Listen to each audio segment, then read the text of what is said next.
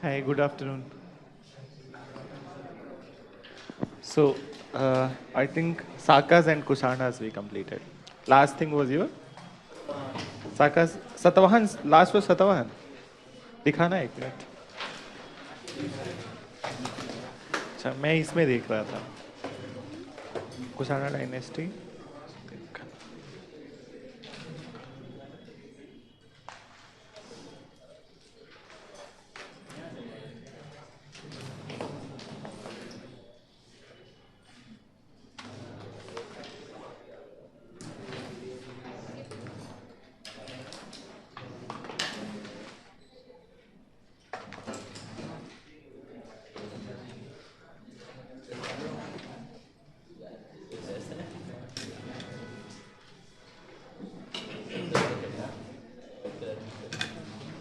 ठीक.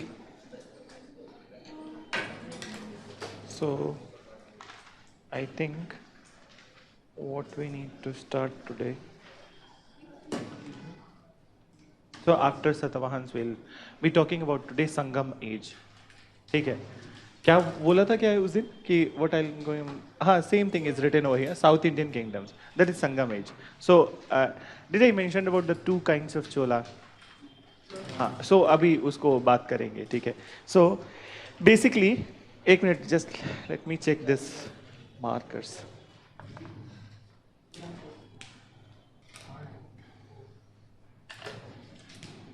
So, after this Satavahans, we need to talk about this Sangam age in the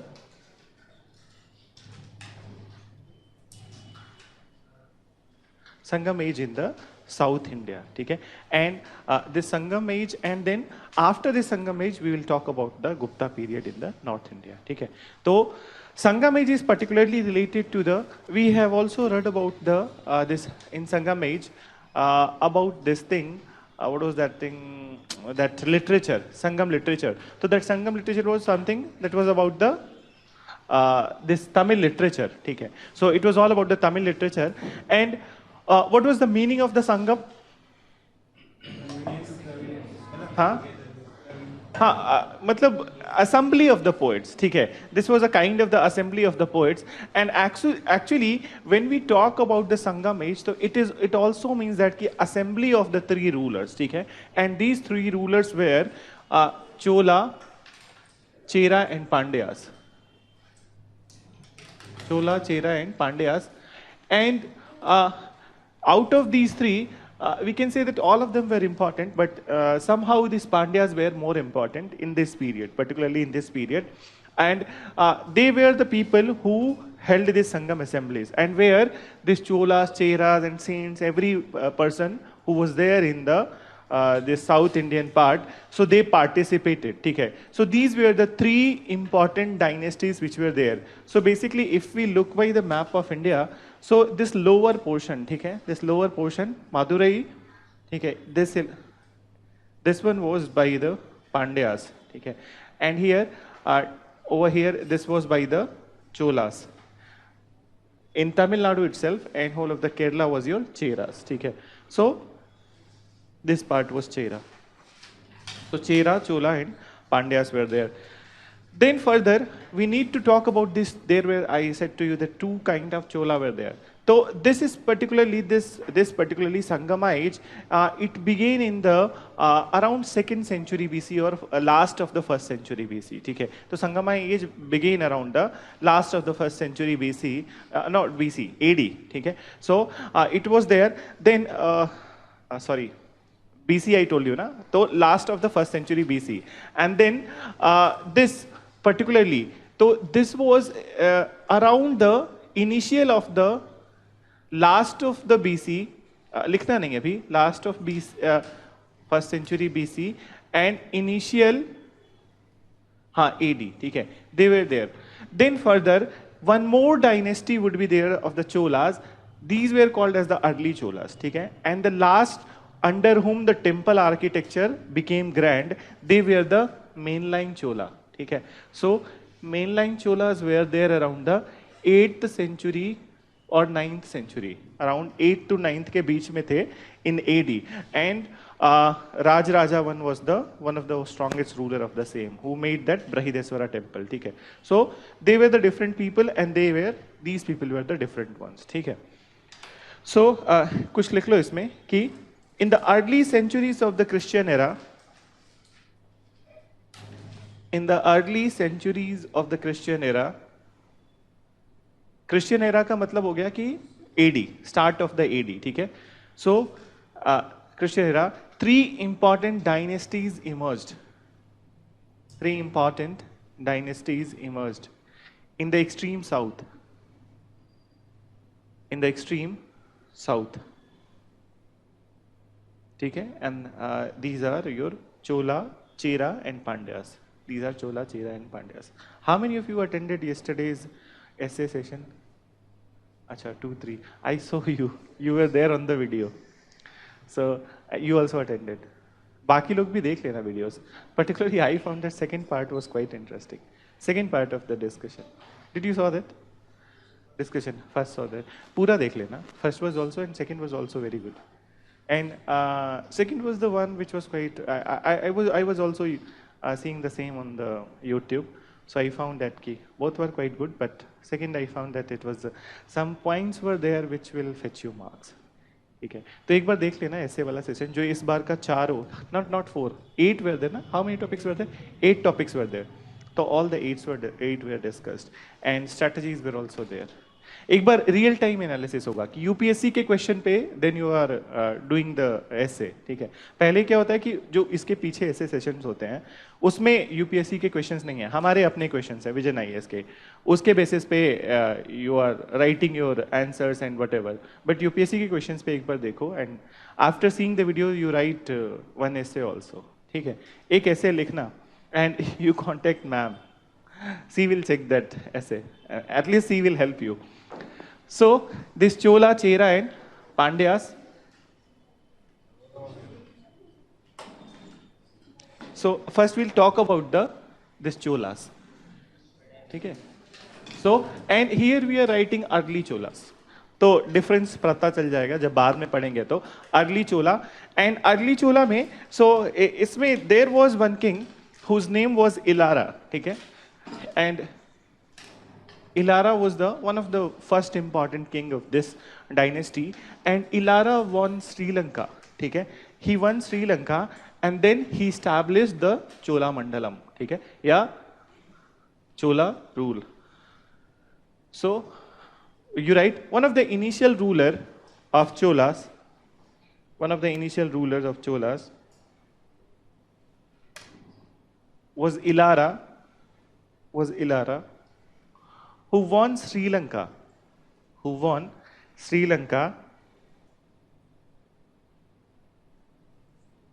and established Chola Mandalam.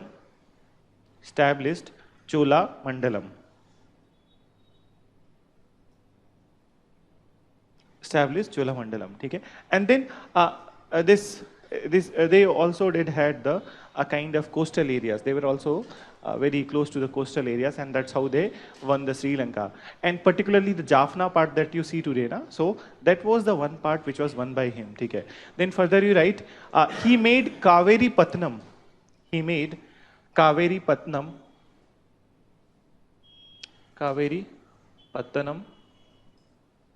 As its capital. He made Kaveri Pattanam as its capital. ठीक है. Then you write another important ruler of this dynasty.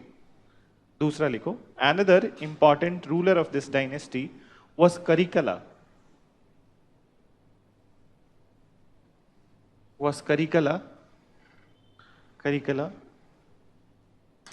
So Ilara was the first important ruler and also the initial ruler, and then second important ruler was your Karikala, and he established the city of Puhar.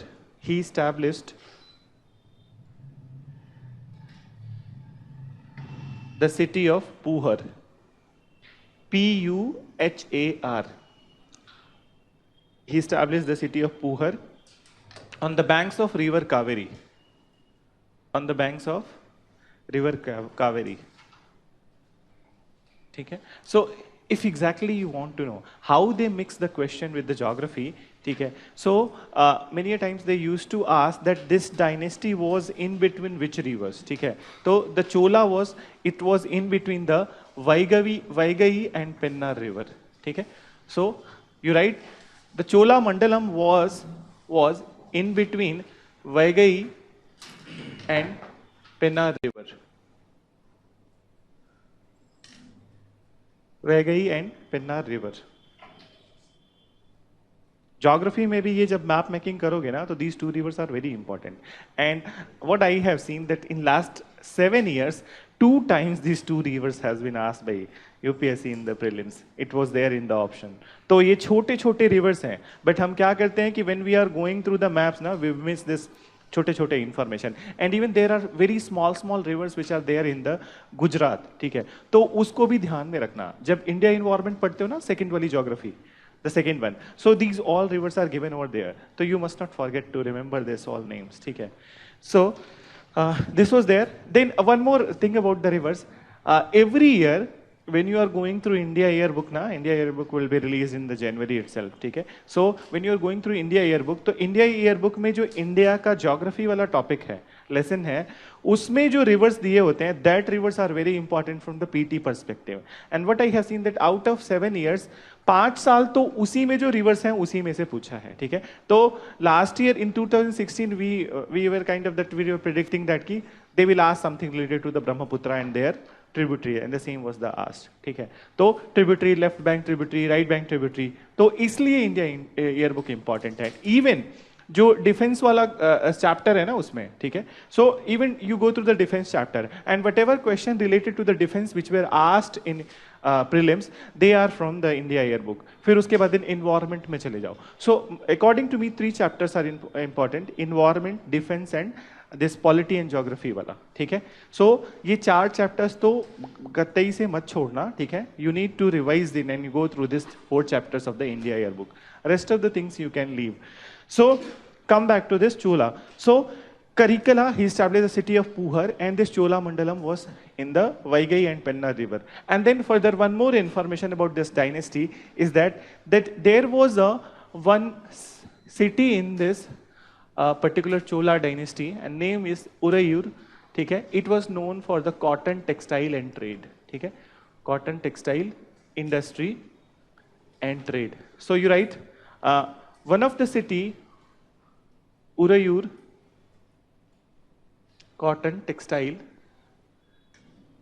and trade of cotton. Cotton textile industry. Urayur is known for cotton textile industry and trade. Cotton textile industry and trade. Even today in South India there is one more very important cotton textile industry. Which place? हाँ, Coimbatore, Madurai, both the regions, ठीक है? Coimbatore and Madurai. So that area is the one. And main cotton textile industries are there in the हाँ, Mumbai. Mumbai is the one, and then Ahmedabad, Surat, Mumbai, and then that circle. तो वो geography में sir तो पढ़ाएंगे तुम लोगों को कि वो कॉरिडोर जो होते हैं, ठीक है? तो that corridors used, no that is part of the mains. May be that's the one because of that कि it has not been covered till day.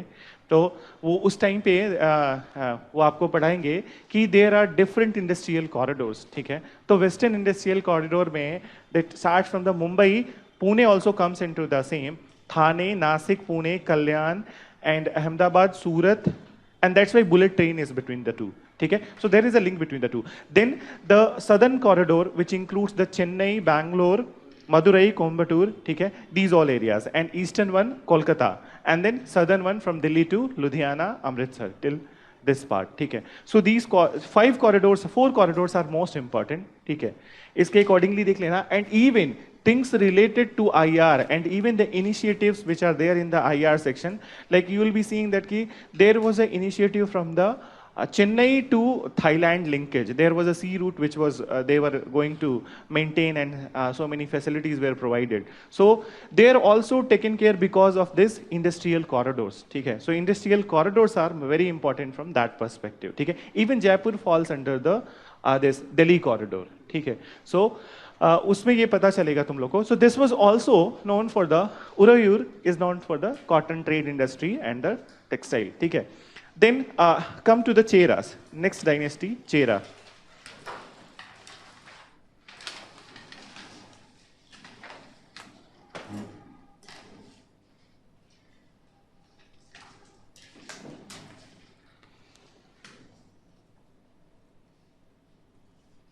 So Cheras. So Cheras were there in the Kerala, and that's how they are also known as the Kerala Putras. So you write they are also known as the Kerala Putras.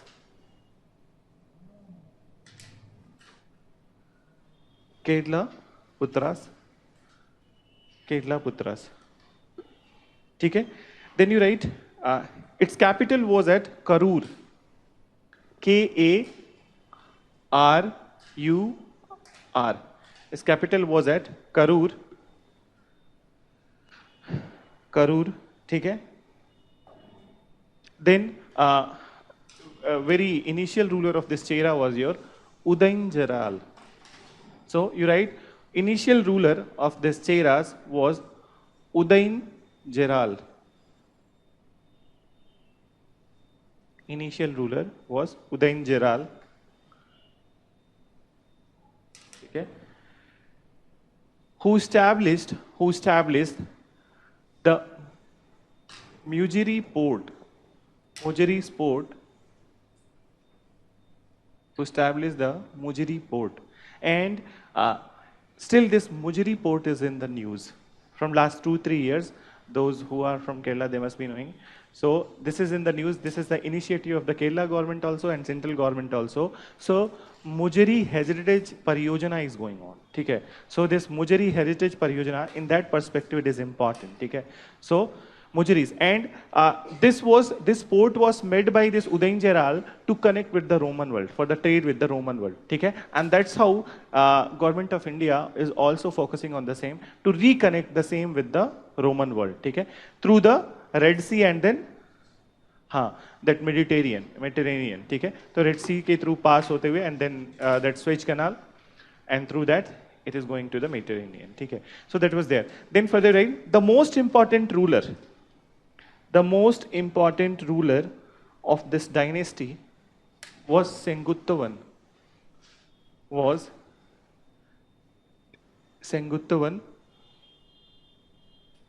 The most important ruler of this dynasty was Senguttavan. ठीक है? Then you write, he is the one, इसी के बारे में question पूछा था कि who is the red Chera ruler? ठीक है? तो he is known as the red Chera or good Chera. ठीक है? तो you write, he is known as red Chera or good Chera. Red Chera or good Chera. ठीक है?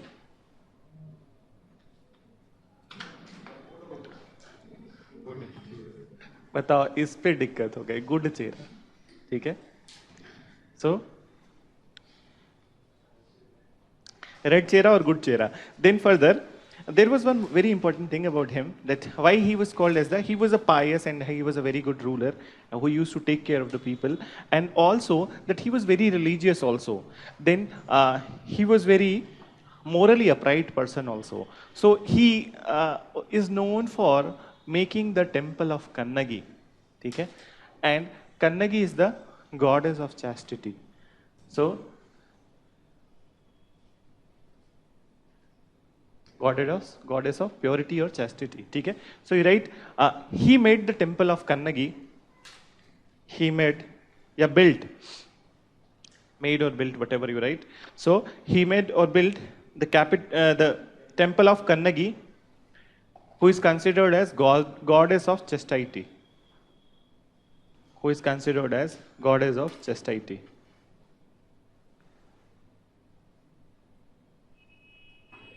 Goddess of chastity. ठीक है?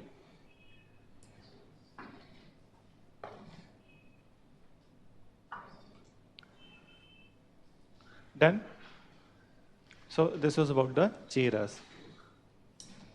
Then come to the Pandyas.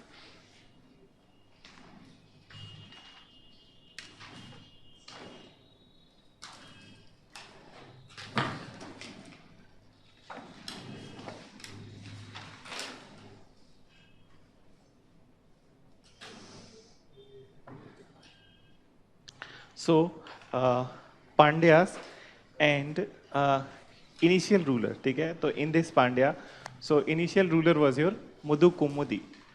Names are difficult in this section, particularly in this section.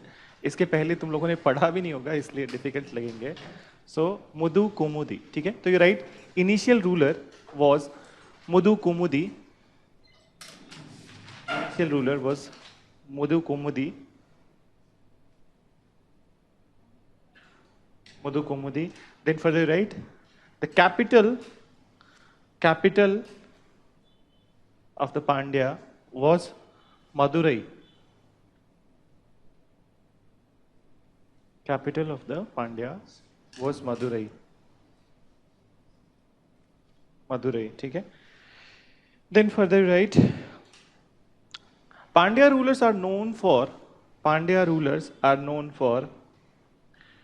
patronizing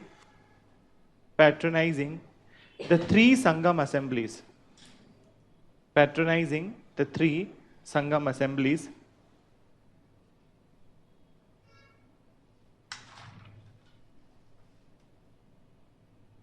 Patronize the three Sangam assemblies.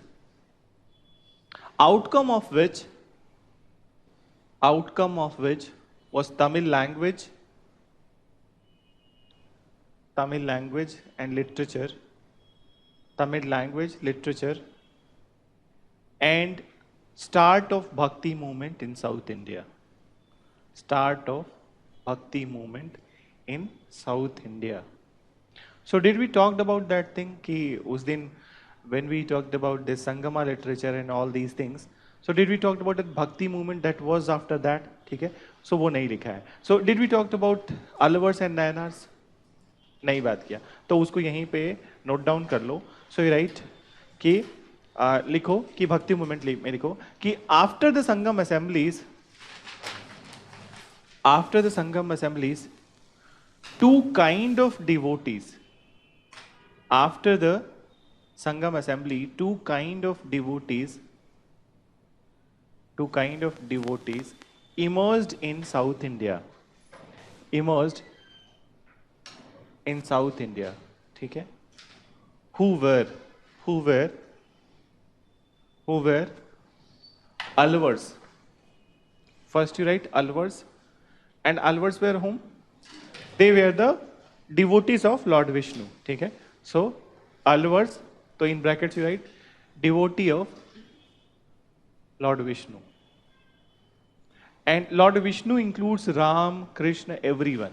ठीक है? All the 10 incarnations of the Vishnu. So Lord Vishnu. Then devotee of Lord Vishnu, and then further right, second Nayanars, and they are devotee of Lord Shiva. Devotee of Lord Shiva.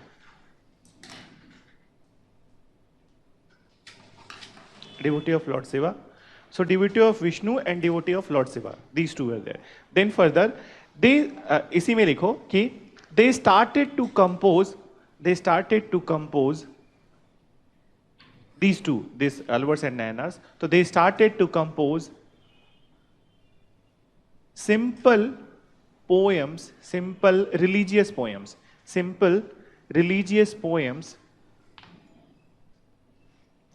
in Tamil,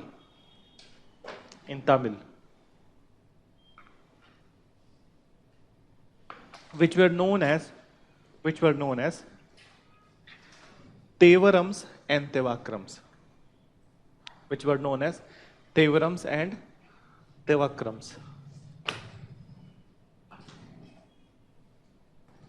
ठीक है?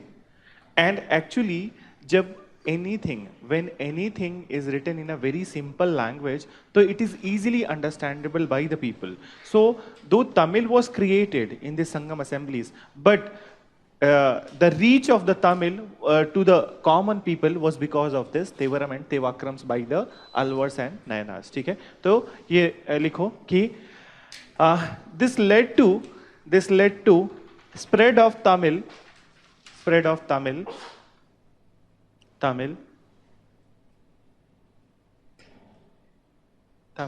in various part of South India. ठीक है, और एक और चीज था कि one more thing that we are not going to write, but we need to listen over here that what was that thing that we talked about that in South India, the temple architecture started under the Pallavas, ठीक है, and Pallavas were just after these rulers, just after this Chola, Chera and Pandyas. So Pallavas were in the 6th century AD, ठीक है, they were around 6th century AD, and this 6th century AD was known for this Tevaram and Tevakrams and Alvars and Nayanar saints, ठीक है. So that's how the Vishnu and Shiva temple came into being. So after the Pallavas came Cholas, ठीक है, and this bhakti movement was going on, ठीक है. 8th century में पढ़ोगे कि there came one of the greatest saint of that point, that time, and even of the Hinduism, Shankaracharya, ठीक है. So 8th century AD, Shankaracharya came, and at that point of time, bhakti movement was on its height in the South India. We are not talking about the North India. North India में that is different, ठीक है. In South India it was at height. So Tevarams and Tevakrams were there, Alvars and Nayanars are there. So these two divisions. So that's how in the Chola period, ठीक है, Chola started to construct the temples related to the Shiva, and that's how Brihadeswara temple is the Shiva temple, one of the greatest temples, ठीक है. Then Alvars का सबसे बड़ा temple कौन था उस period में, which got started in that period. The devotion of that deity got started in that period, but final touch of that was given by the Vijayanagar rulers, ठीक है. So there is one temple which is dedicated to Lord Vishnu, one of the richest temples of India. No, one of the richest, not the richest. क्या बात है, तुम लोग की जुबान पे भी नहीं है. तिरुमला तिरुपति देवस्थानम, ठीक है. So that is the Venkata Swami, ठीक है. So that is the temple of the Venkata Swami, ठीक है, Venkata Swami, and Venkat is the Vishnu, one form of the Vishnu, ठीक है, he was there. So that particular devotion towards the this Vishnu got started in the 3rd century AD itself, ठीक है, but वहाँ पे लोग was devoted towards him, but further it got impetus during the 6th century AD, and then some kind of temple was made. So every ruler who was coming into being, so वो कुछ न कुछ वहाँ पे construct करता था. That is Tirumala Tirupati Devasthanam is not the contribution of one ruler. So every ruler, even this Pandyas do contributed something, ठीक है, then this Cholas contributed a little bit, and then finally Pallavas contributed, Cholas contributed, and finally in the Vijayanagar period during the Krishna Devaraya, ठीक है. So the present structure which is there in the Tirumala Tirupati Devasthanam is because of the Krishna Devaraya, ठीक है. So he donated a lot towards that. So that's how these two branches emerged in the South India, the two bhakti movements, and it has its origin in the Sangam era, ठीक है. So that you got to know कि कहां से start हुआ, ठीक है. Then now come to the some trade related aspect of this 3 kingdoms, ठीक है. So now you change paragraph and then you write कि all these three dynasties were endowed with, all these three dynasties were ENDOWED, endowed with rich natural resources. Endowed with rich natural resources. ठीक है. तो एक तुम लोग खुद सोच के बताओ कि इस एरिया में what could be that rich natural resources. अपने पे सोच के बताओ.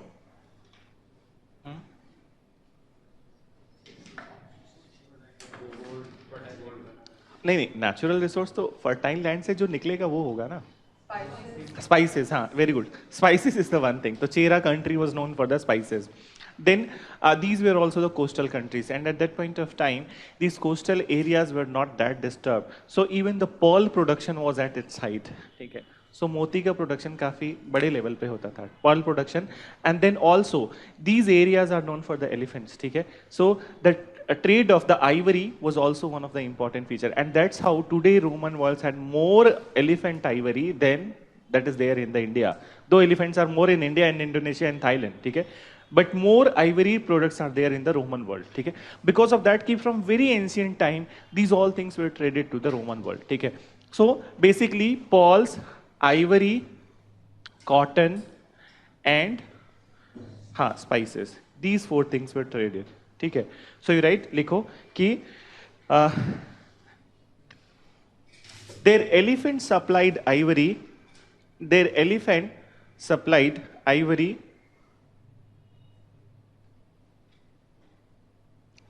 Their elephant supplied ivory, comma. Then they procured pearls from the seabed. They procured pearls from the seabed.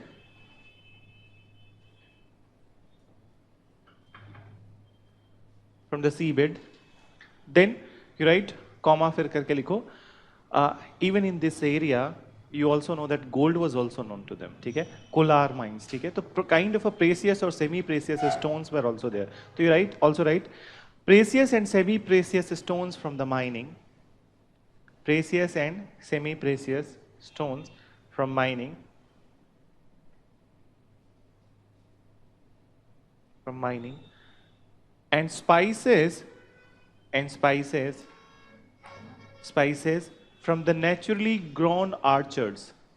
And spices from the naturally grown orchards. Okay? Spices from the naturally grown orchards. Okay? So naturally grown orchards. So they got these elements, and these all were traded to the Roman world. Okay? So, and cotton you also mentioned. Spices and cotton. ठीक है? Cotton भी add कर लेना उसमें. Cotton. And then you write all these articles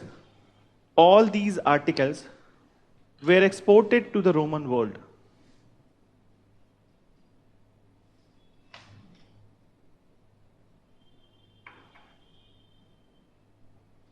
All this article was exported to the Roman world, which provided rich revenue.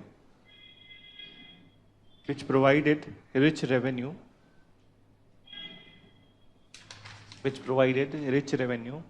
to all these three kingdoms. To all these three kingdoms. Okay? And by the 6th century AD, all of them got declined. Okay? So you write by the 6th century AD, paragraph change करके लिख लेना. So all these kingdoms declined. All these kingdoms declined. Okay? Then this was till 6th century AD in the South India. Then we need to talk about from the beginning of after the Sakas and this Kushanas, who were the rulers in the North India. Okay? So starting from the 2nd century AD until 6th century AD, Guptas were the main ruler. Okay? So we need to talk about the Gupta age. So now come to the Gupta age in North India.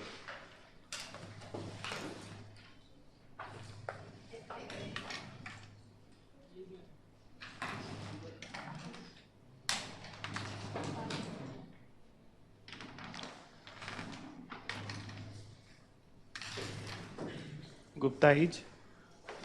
So who was the initial ruler of the Guptas? Sri Gupta. We did talked about the same. So Sri Gupta was the initial ruler, and he was followed by the Ghatotkacha. Okay? So next was your Ghatotkacha, but most important initial ruler was your Chandragupta first. Okay? So next was your Ghatotkacha.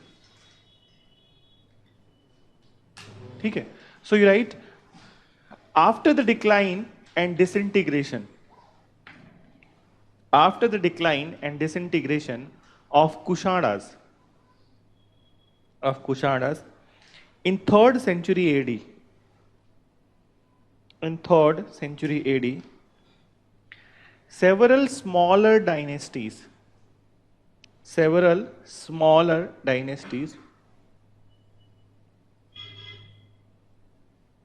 continued to flourish.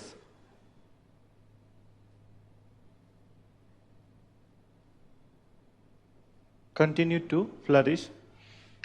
Then further right, these smaller dynasties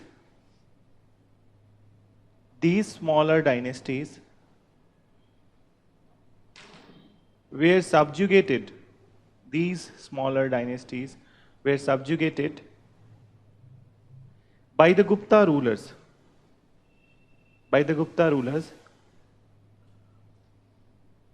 Comma, who again unified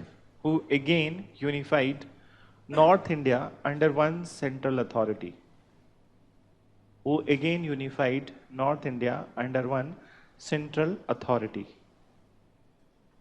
ठीक है?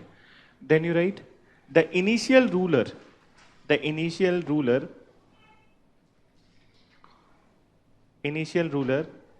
of this dynasty was Sri Gupta.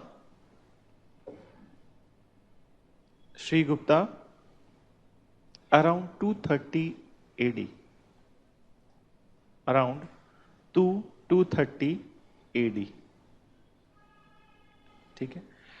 Then you write 230 AD. He was followed by his son Ghatotkacha.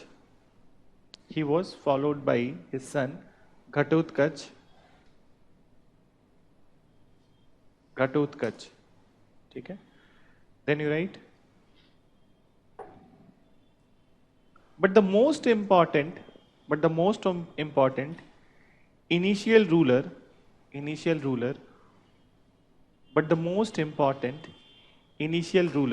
was Chandragupta first.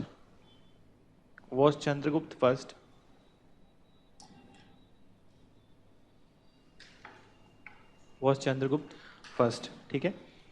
Then इसके पहले, before that, Chandragupta first, Guptas were also under the Sri Gupta and Ghatotkacha. They were also a very small dynasty. They were not a very big dynasty.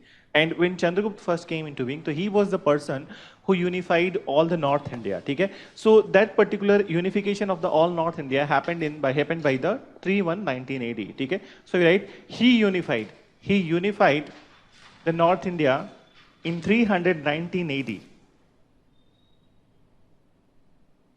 In 319 AD. Then you write,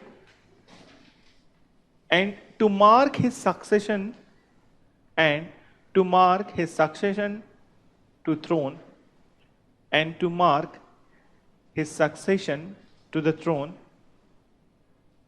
Chandragupta first started succession to throne. Chandragupta first started Gupta era in 319 AD. Gupta era in 319 AD. Gupta era in 319 AD. ठीक है? तो 319 AD में he established. Then further.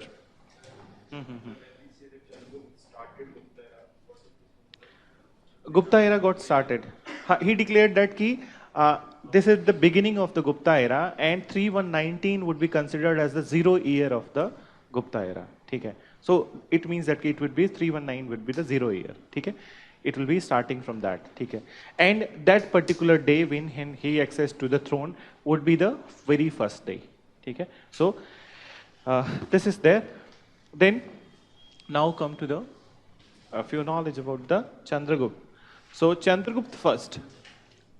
So first we'll see that what was his contribution. So Chandragupta first. And what was the initial capital of the Guptas? हाँ बताओ, तेज बोलो. नहीं, Patliputra was not there. No idea. Prayag. ठीक है? तो Prayag was their capital. ठीक है? And later, after Chandragupta first was your this Samudragupta. ठीक है? And then after Samudragupta was your Chandragupta second. ठीक है? So Chandragupta second के time पे it got shifted to the Ujjain. ठीक है? So two capitals were there. One is your Prayag and later it was Ujjain. So they moved out from the Bihar Patliputra. ठीक है? So इसको लिख लेना कि initially Prayag was the capital of was the capital of, and that's how did I talked about that why the name Prayag was there, Prayah-yagya, okay? So these were the people who used to do the Prayah-yagya, they used to call, and they were the people who started to patronize the Brahmanical religion, okay? So that's why so many yags were happening, and that's why it was named as the Prayag, okay? So likho ki Chandragupta first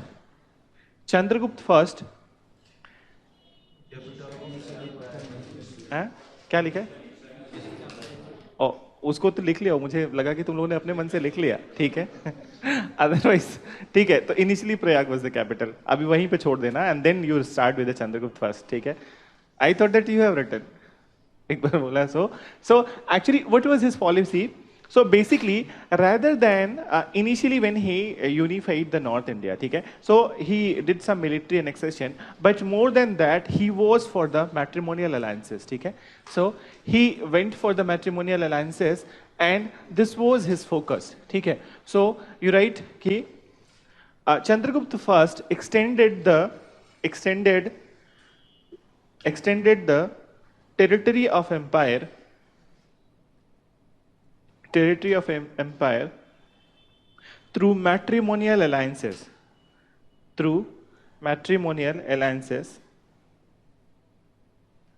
with the adjoining kingdoms.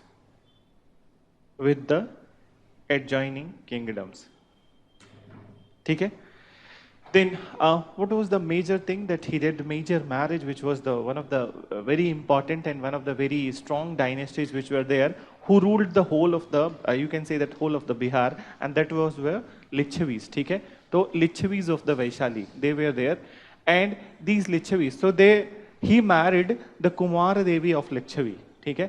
And after marrying the Kumara Devi of Lichavi, he just respected that marriage, and he issued the Kumara Devi coins, okay? So a particular kind of coins were released, gold coins were released, they were known as the Kumara Devi coins, which we needed to write this year question, okay? So likho ki he married the Lichavi princess,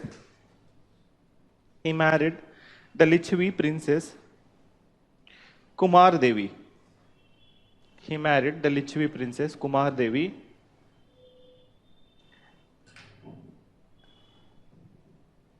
and to mark the marriage, special Kumar Devi coins, Kumar Devi gold coins, special Kumar Devi gold coins were released, special Kumar Devi coins were released.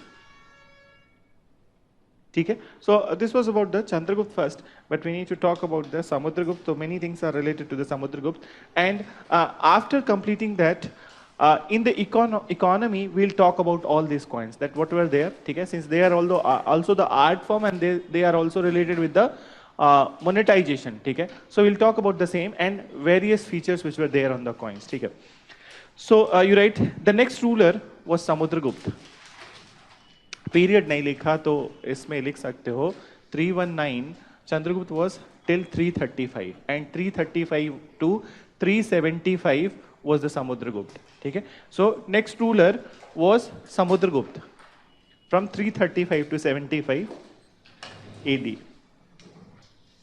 So Samudragupta was a little bit different from his father, and actually he was the one who was more of the view that there should be a military annexation. Okay? Though he followed the matrimonial alliances, but he was more towards the military annexation. And that's how he won many kingdoms in the South India. Okay? So he extended the territories of the this Gupta Empire in the South India and also in the western part of India. Okay?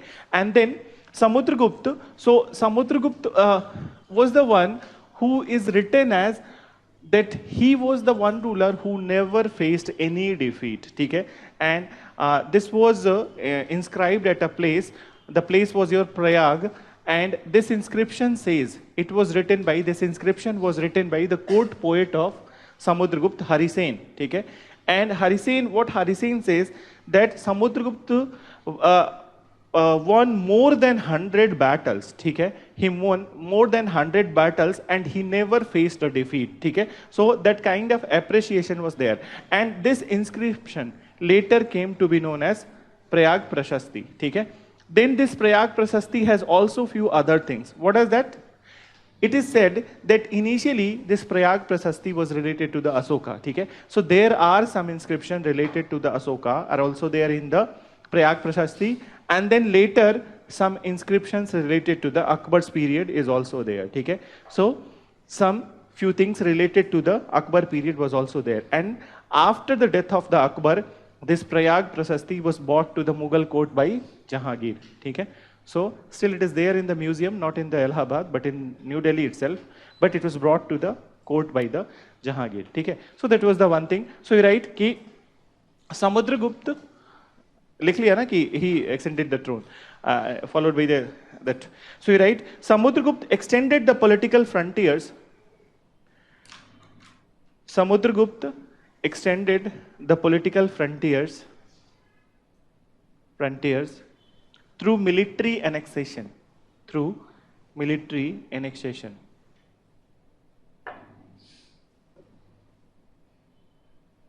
Through military annexation. ठीक है? Then you write एक और चीज जो which was there in the Vedic period, and it was revived by the Pushyamitra Sung, and again it was done by the this guy Samudragupta. What was that? Ashwamedha Yagya. ठीक है? So you write he also performed and revived. He also performed and revived Ashwamedha Yagya. Ashwamedha Yagya. ठीक है?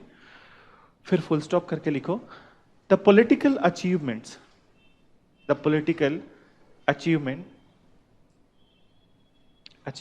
Samudragupta has been mentioned by his court poet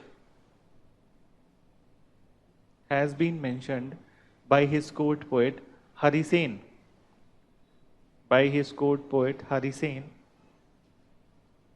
in an inscription at by his court poet Hari Sen, Harisen, Hari Sen, in an inscription known as Prayag Prashasti. ठीक है? और brackets में थोड़ा प्रयाग प्रशस्ति के बारे में लिख लेना. ठीक है? So you write in the brackets that what was there in the Prayag Prashasti. It includes the initial inscription of Asoka,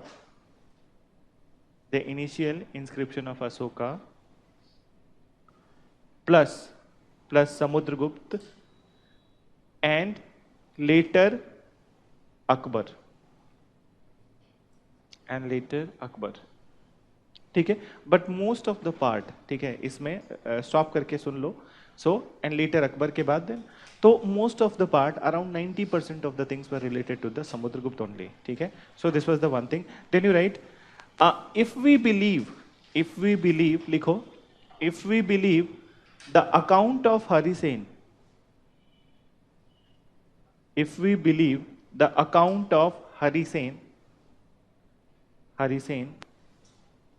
Samudragupta never faced any military defeat.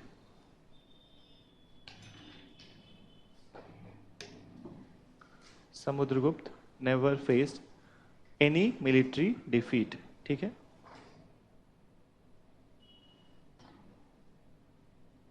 Then a few more things related to the Samudragupta. Though you see that he was the one who a kind of that he revived the Ashwamedha Yagya. So it gives an impression that he is an intolerant person.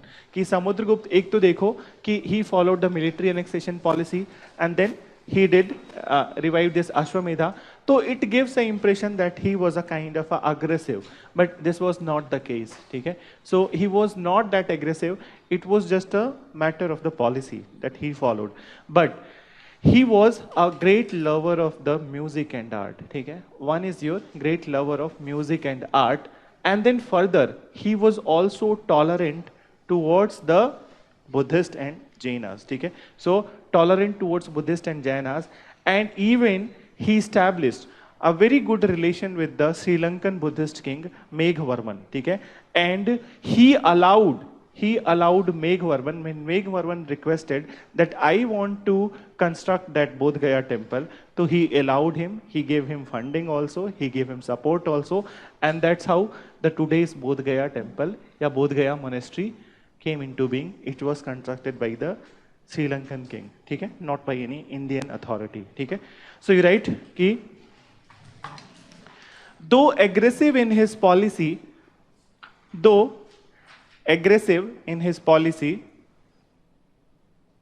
Samudragupta was a tolerant ruler. Samudragupta was a tolerant ruler. He was the great patronizer of music and art. He was the great patronizer of music and art. Okay? And this part can be elaborated where he patronized music and art. So in one of the coins, of the gold coins of this period, this Samudragupta is shown that he is playing veena. Okay? So you write कि in one of his gold coins, he is seen playing veena. He is seen playing veena.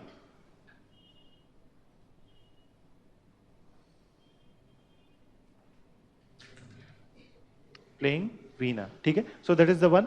Then further, अब लिखो कि he also established a good relation. He also established good relation with the Buddhist king of Sri Lanka. Buddhist king of the Sri Lanka, Meghavarman.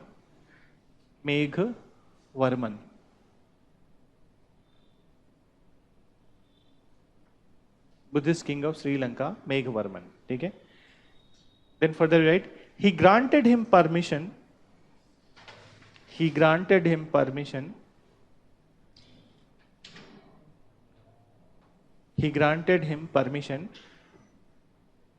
to build the Buddhist monastery and temple at Bodh Gaya.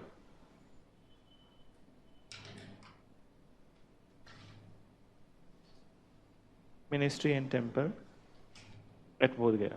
ठीक है? So all of the Gupta rulers, they were a kind of the liberal rulers. ठीक है? Though in the later period, after the Chandragupta II, Chandragupta first and Samudragupta was there, then Chandragupta II. So after the Chandragupta II, though the royal patronization to the Buddhism and Jainism, that was not there, but still they respected their failings. They allowed them to flourish at the same time. Though they focused on their own particular initiatives, but they didn't protested any of the Buddhist or Jainism activities. Okay? So they were throughout the history, they were a kind of a liberal rulers. Okay?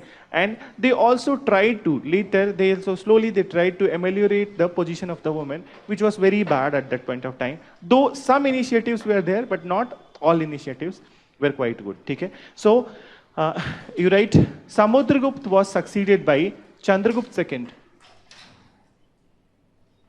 Samudragupta was succeeded by Chandragupta II.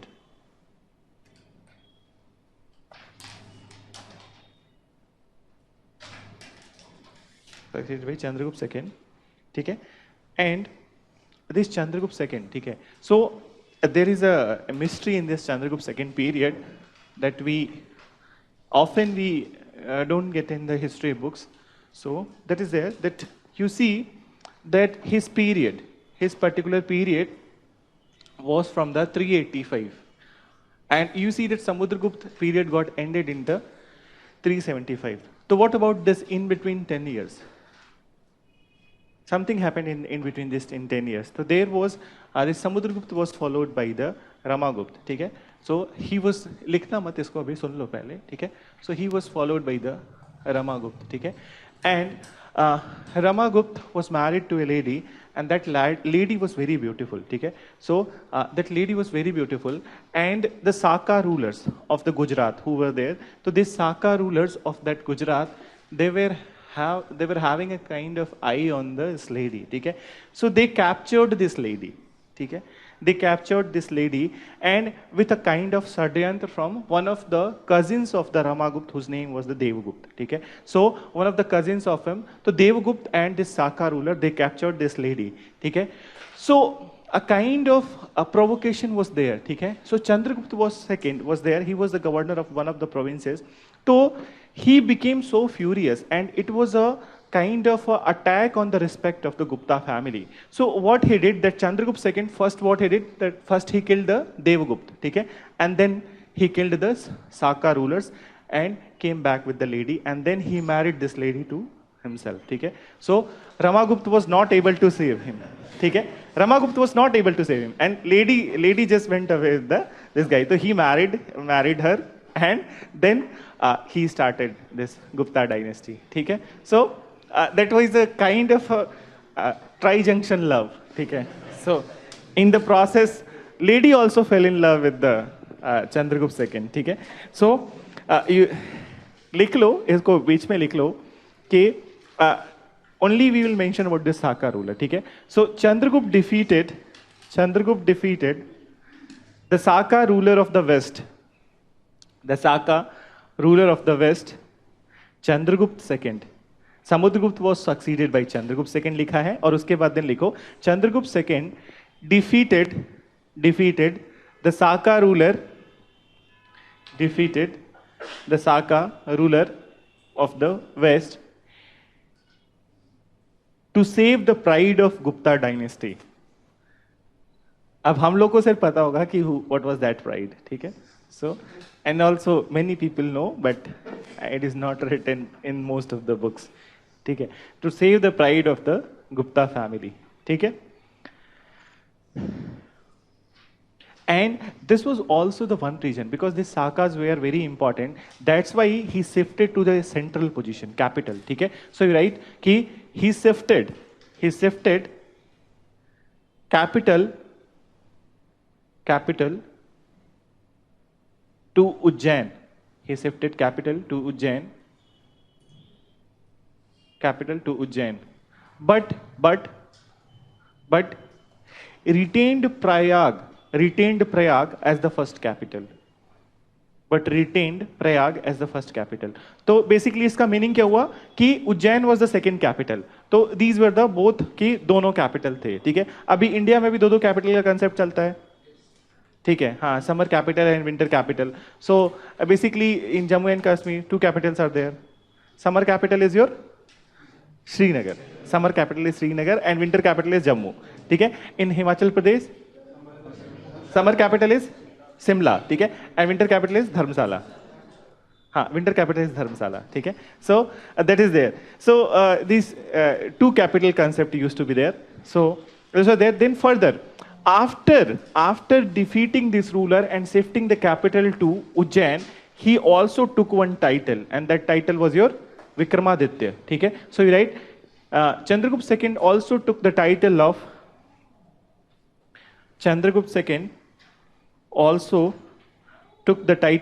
Vikramaditya.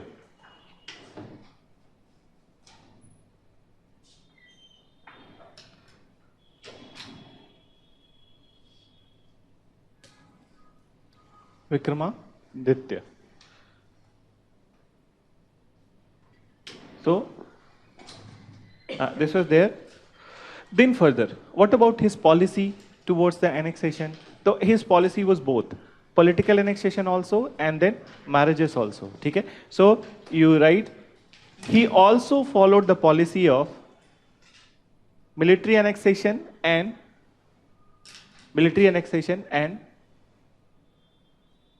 matrimonial alliances. Military annexation and matrimonial alliances. Okay? Then basically matrimonial alliances were kind of a changed concept. Okay? Here it got changed, and what was that concept? That rather than matrimonial alliance but political marriages were happening. तो political marriages में क्या होता था कि दोनों side से exchange होता था. ठीक है? So if at all I am marrying to somebody from that side, तो I'll have to marry my daughter to that side. ठीक है? So that kind of political exchange was there. ठीक है? So you write, political marriages were the feature of were the feature of his period. Were the features of his period. ठीक है? So you write one example. तो लिखो कि he himself married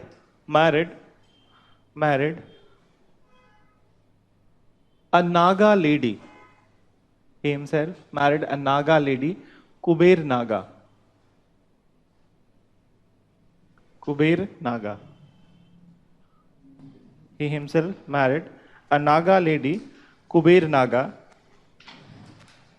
and his daughter was married to his daughter Prabhavati. His daughter Prabhavati was married to Vakatak ruler. Same time, ठीक है? So he married Naga lady, and at the same time there was the same, ठीक है? So he married his daughter Prabhavati to Vakatak ruler Rudrasen. Vakatak ruler Rudrasen.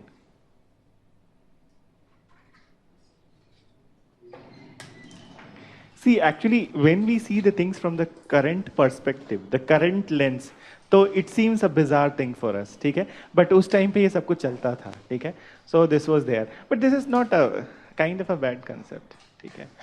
हाँ, थोड़ा पैसे बचेंगे यार. This is rational, ठीक है? So this was there. So Rudrasena. Then, what is the most important thing about this guy, Chandragupta II? कि what happened in his period? And we need to talk about one book also, where all details of his period is written, ठीक है? But first you tell me that what was the major contribution of his period? We have already read about the same thing. हाँ, नवरत्नास. Very good. ठीक है? तो एक कोई नवरत्ना बताओ. कालिदास, ठीक है? So the development and advancement of the Sanskrit literature happened in this period. I do want to tell you a few things that how many of we know about that? Ki this, we talked about this thing that ki this was Sanskrit was written in the Brahmi. ठीक है? This we talked. So initially Sanskrit was written in Brahmi, and till the whole of the before Christ era, ठीक है, was Sanskrit was there in the Brahmi. ठीक है? What was the first time when Sanskrit was written in any other script? Yes, Gupta age. And what was that script? It was not Devanagari. ठीक है? So basically we need to know. So first, ध्यान से सुनना, because these. So first you tell me that temple development. First I'll ask you the question about the temple development. So temples also, these temples also happened during the period of the Gupta. ठीक है? We have talked about the same, कि various stages were there, and the temple architecture in North India culminated into the which style? Nagara. ठीक है? So the umbrella style of the North India is Nagara. But have you ever questioned that why it was called as the Nagara? कोई और नाम भी तो दे सकते थे. Yes, very good. It was the Nagara, means Nagar temple. ठीक है? The temple which is there in the Nagar, because that period, this Gupta period, it was a kind of a city, kind of a urbanization was there. ठीक है? And many cities, Prayag, Kasi, this kind of many mythological city, Ujjain, emerged during this period. ठीक है? And they were on the banks of the river. Mostly, all of them were on the banks of the river. So it was also the emergence of the several Nagar. ठीक है? And several Nagar, on the basis of the several Nagar, the religious place which was there in the Nagar was called as the Nagara temple. ठीक है? So Nagar ka temple, and slowly it became the Nagara temple. So temples usually used to be there in the Nagara. ठीक है? Then further what happened? कि people started, Brahmi was becoming difficult for them. ठीक है? So the particular kind of apabhrams, how you understand na apabhrams? एक बार सुन लो कि apabhrams, what is apabhrams? That if a difficult language is there, suppose that कि some name is there, ठीक है? Any name is there, anything is there which is difficult. So वो difficult है, तो जो लोग गांव के लोग होते हैं ना, उसको तोड़ के आसान शब्दों में बोलते हैं. ठीक है? तो not the very exact name is spoken, but some kind of corrupted word, yeah, deviated word is spoken. So that deviation from the original language is called the Apabhrams, okay? So people started to speak the Apabhrams of the Brahmi, okay? And a new kind of origin, new kind of script was developing at that point of time, and that script was your Nagari. Okay? So Nagari was the initial. Okay? So people were they were talking in the Nagari. So Nagari was so after Brahmi, transition happened to the Nagari. Okay? This was the script. And then this Nagari, so this Nagari was spoken by the people, and they started to write the things in the Nagari. Okay? And this Nagari, when the religious orientation was given to the Nagari, when religious scriptures. We also talked about that most of the Puranas were written during the Gupta period. Okay? Even the Bhagavad Gita was written in the 4th century AD. Okay? So these most of the important Hindu scriptures which were written during this period, so they were kind of a Deviya thing, okay? Devata thing, there was religious thing, and that's how this Nagari became Devanagari. Okay? And now onwards, Sanskrit was written in the Devanagari. That is the origin of the Devanagari. And the full-fledged shape to the Devanagari was provided by the 1000 BC, 1000 AD. Okay? The innovation and inclusion was continuous from the Gupta period, and the full-fledged form that we used to see today is the success of the 1000th century AD. ठीक है? So 1000 साल में लगभग, not 1000 साल, but 8 से 900 साल में Devanagari develop हुआ है. ठीक है? So now you got, and now you can link it with the temples, कि how temples were named and why this Nagari, then Devanagari, and how it shifted from the Brahmi to all this. ठीक है? So Kalidas was the one, and he was the one person who started to write in the Sanskrit in the Devanagari. Okay? So that Devanagari, and this was the, when it was written in the Sanskrit was written in the Devanagari, now it was easily understandable to the people. Okay? And then one also very important feature of that Sanskrit, propagation of the Sanskrit, that Sanskrit took form of the theaters. Okay? So these were written by the Kalidas, many Nataks were written by the many other people also, but Kalidas also. So these Nataks, people started to perform this Natak. So even the Gupta era can be considered as the start of the theaters in India. ठीक है? तो जब नाटक होते थे तो उसके through भी लोगों को आसानी से समझ में आता था. ठीक है? So that is the one thing. So it was about the golden period of the language and literature and Sanskrit. ठीक है? Then we did talked about the science and technology. Aryabhat was there in this period. Then further Varaha Mihir was one of the 9 jewels of this court. ठीक है? Who was a mathematician also, astronomer also. Then we talked about the metallurgy. ठीक है? तो metallurgy से भी related developments were there. Nagarjun was there in the Takshashila area. ठीक है? He was from the Takshashila University. So metallurgy was also known to them. Weights and measures में काफी development हुए. Then which one? Brahmagupta was around 650 AD at the end of this one. Okay? He was around the end of the same. Okay? So we are not going to talk about him, but initially in this Gupta's period when it was flourishing, so these kind of people were there. Even Brihat Samhita. Okay? Brihat Samhita was also written during this period. Okay? So these all development happened during this period, and that's why Chandragupta II is the most important ruler of this dynasty as far as it is concerned to the art, architecture, science and technology. Okay? So you write the major contribution of Chandragupta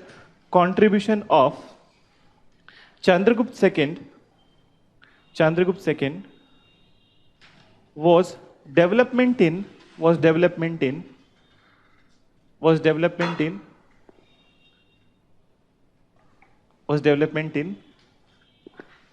art, architecture,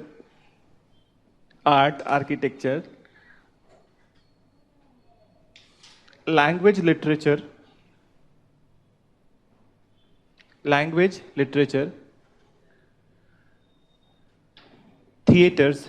theaters, language, literature, theater,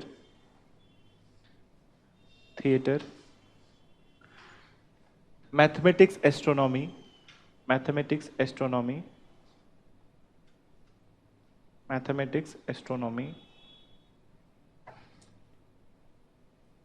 metallurgy, you know, na? Extraction of the metals. Okay? So metallurgy, okay? And then are you right? Last one, right? After metallurgy, and development in weights and measures. development in weights and measures. ठीक है. Then you write he maintained the 9 Navaratnas. ठीक है. तो you write he maintained 9 jewels in his court. He maintained 9 jewels in his court. और फिर 9 jewels को लिखना नवरत्न. ठीक है, नवरत्ना.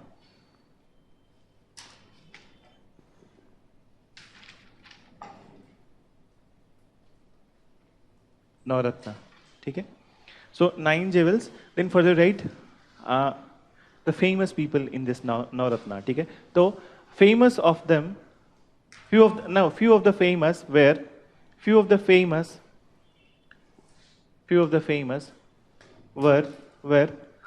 Kalidas,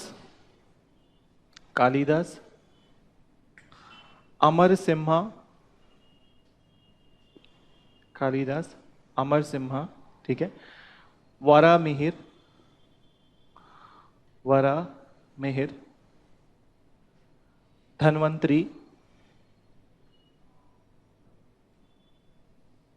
Dhanvantri, etc. ठीक है. So Amar Simha was also one of the very important Sanskrit writers of that time. So Amar Simha and Kalidas, they were the important Sanskrit writers. And then this Vara Mihir, he is associated with the astronomy. ठीक है. And Dhanvantri was associated with the Ayurveda. ठीक है. So he was associated with the Ayurveda. Then you also write Vatsayan was also the contemporary of Chandragupta II. Vatsayan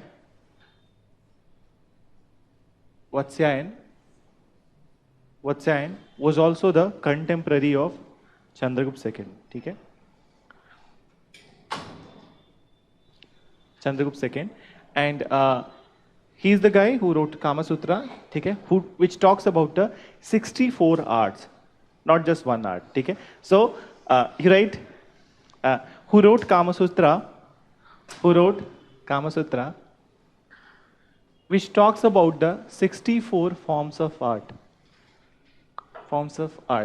And actually the paintings, the basic concepts of the paintings are given in this book only. Okay?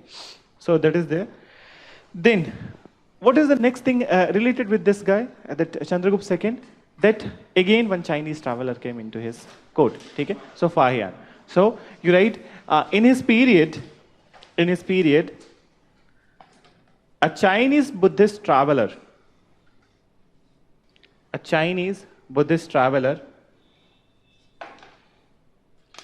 Fahian, ठीक है. So FA/HIEN, ठीक है, HIEN, Fahian, Chinese Buddhist traveler Fahian came to his court, ठीक है, ठीक है. Then further, what was his purpose? What was the purpose of the Fahian? To study the manuscript in the Nalanda University. ठीक है. And that Nalanda University was established by the Kumargupta, who is the son of the Chandragupta II. ठीक है. So he was the governor of that area and he established that university. ठीक है. So you write he came to study the Buddhist manuscript. He came to study the Buddhist manuscript at Nalanda University.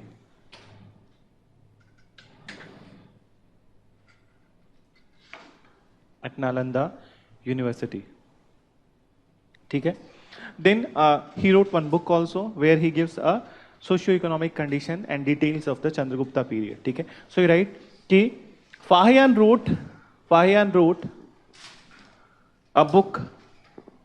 And what was the name of the book? What is? Siyuki is the Hwensang. Yes, you are correct in that. At least you know. That is the appreciable thing. Fukuoki. ठीक है. So name of the book was your Fukuoki and Hwensang book was Siyuki. ठीक है. So we will be coming to that. So he wrote the book Fukuoki,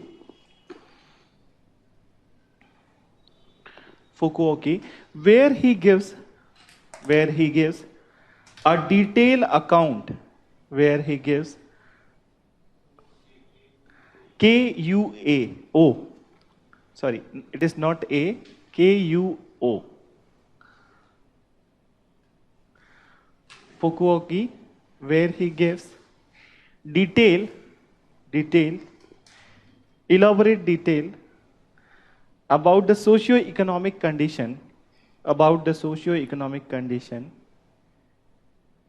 during Guptas in North India. Condition during Guptas in North India.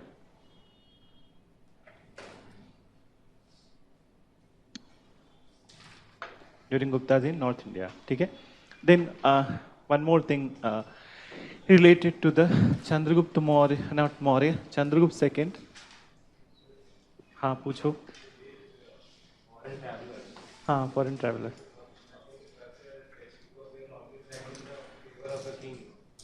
But even Indians used to write in the favor of the king. Hari Sen used to write in the favor of the king. हाँ history अब जो लिख दिया गया उसको वैसे ही मतलब हमें बिलीव करना है. Otherwise if you do have the avenues that where you can question, तो historians used to question. ठीक है, that's why difference of opinions are there.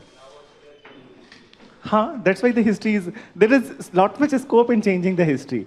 It is just like the Indian political situation. You can always change it.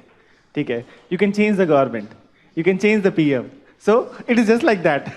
So even it will be better that if we make our own Raga as the Prime Minister. Will it be okay? He did give one statement. I was kind of not just amazed, but I was shocked. Did you saw that statement that he said that the government of India fixed the ratings of the World Bank, ease of doing business. ठीक है? So government of India is that much. Even I was a kind of in appreciation of the government of India. Oh my God, that government of India is so powerful that it can fix the World Bank itself. ठीक है? Even America cannot fix that, but they can fix it. So these kind of statements, they are not getting anything. They are just giving the kind of bizarre statements. ठीक है? And that too without mind. So he can open the aloo ki factory. Yeah, just he cannot plant the aloo, but he can open the aloo ki factory. So actually there is a there is not this thing that this government is doing very fantastic kind of thing. But the what I can say that what is the durbhagya of India, that there is no opposition in India right now, no good opposition, and all of them, they are just taking the very petty issues, very small issues they are taking, and then that is of no use. उसका कोई काम ही नहीं है. ठीक है, अगर जो कोई अच्छा लीडरशिप होता ऑपोजिशन में, तो it would have been a different story. And even the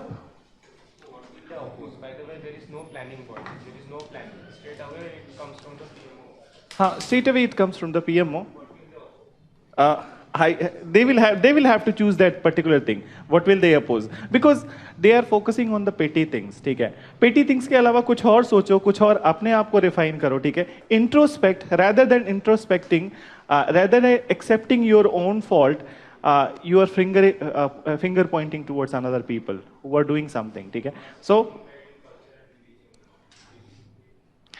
जा छोड़ देते हैं. ठीक है, इसको छोड़ देते हैं. क्लास के बाद दिन फिर इस टॉपिक को पकड़ेंगे. So the last thing about the Chandragupta second, that Mehrauli pillar. ठीक है, so Mehrauli pillar was made by him, Mehrauli iron pillar.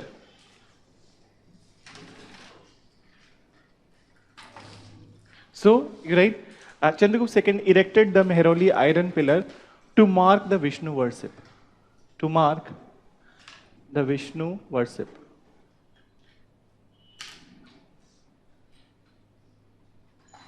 To mark the Vishnu worship.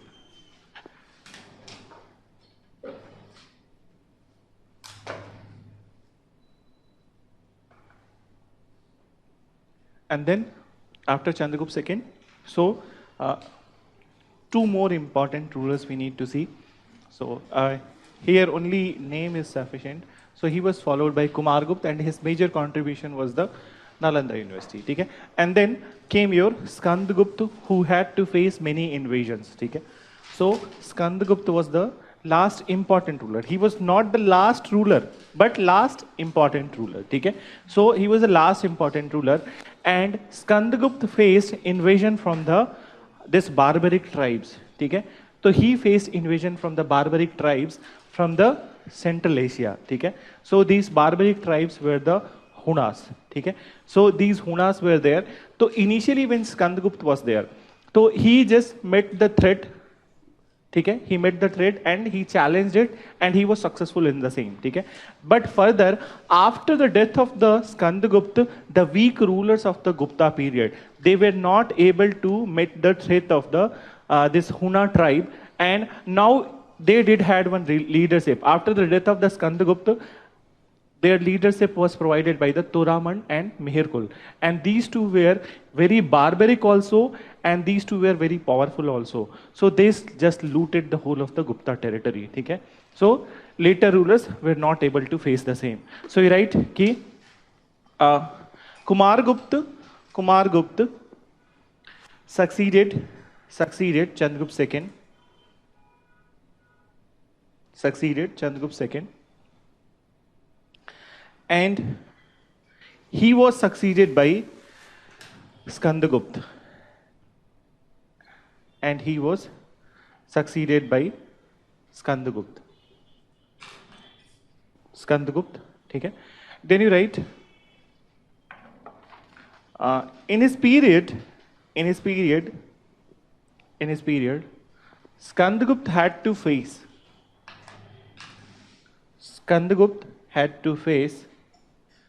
the invasion. Skandagupta had to face the invasion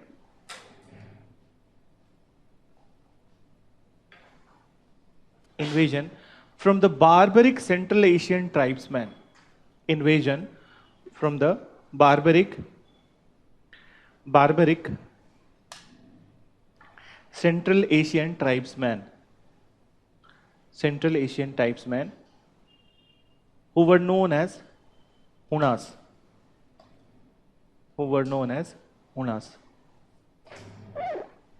H-U-N-A. Hunas.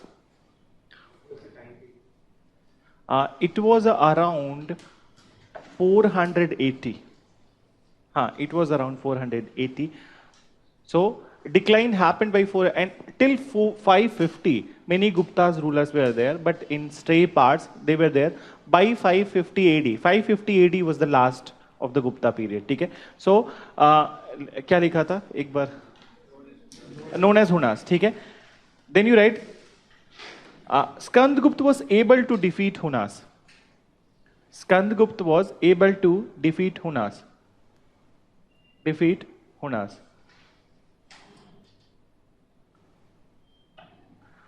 But the later rulers of the Guptas were not able to stand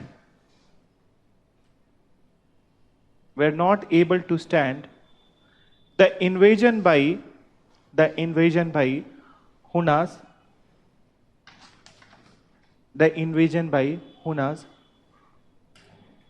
whose leadership was provided by Toraman and Mihirkula.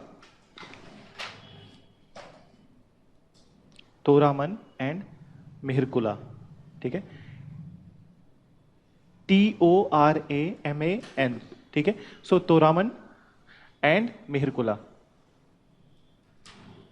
Mihir, K-U-L-A. So Mihirkula, Toraman and Mihirkula.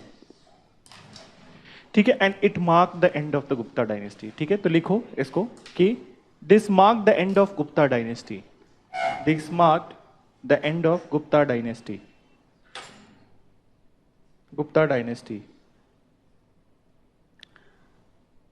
By the 5th century AD.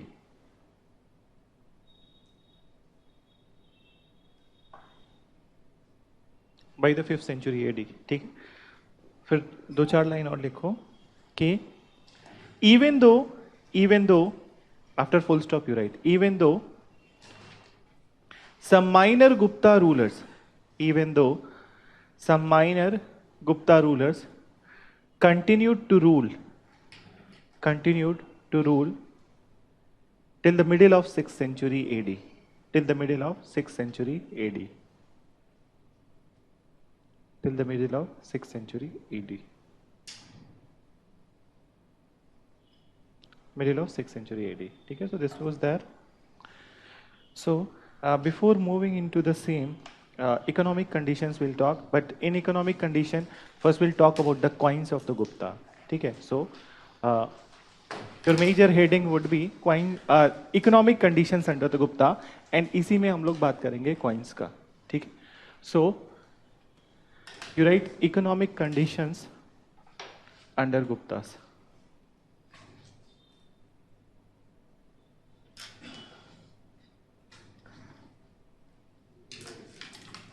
Economic condition.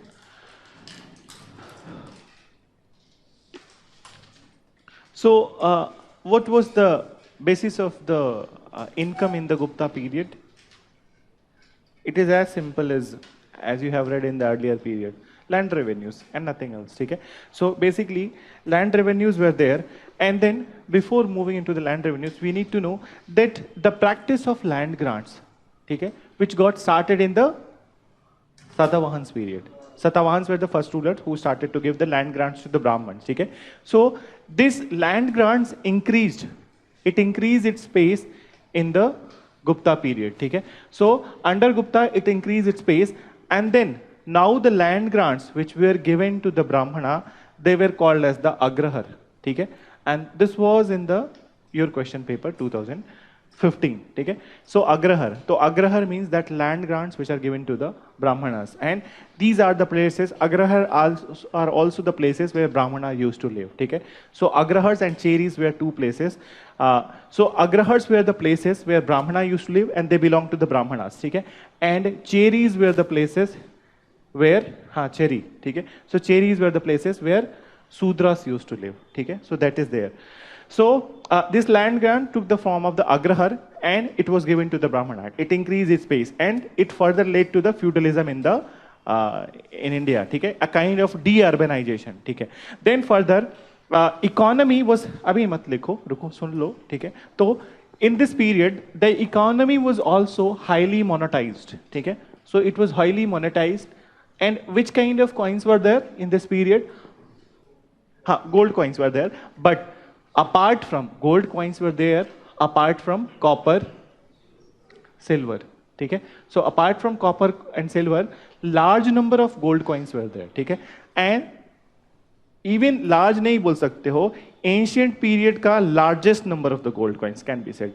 Though we have seen in the Kushana period large number of the gold coins were released, but not that large as it is there in the Gupta period. Okay? So very large number of the gold coins were released, but this large number of gold coins, they were not same in the purity level as when it is compared with the Kushana coin. So if Kushana's coins were the 22 or 23 carat, so these gold coins were around 18 to 19 carat. Okay? So its carats were a little bit less, but large number were there. But the major feature of their coins was that several art was there on their coins. Okay? And we used to get several information about the kingdom from their coin. Okay?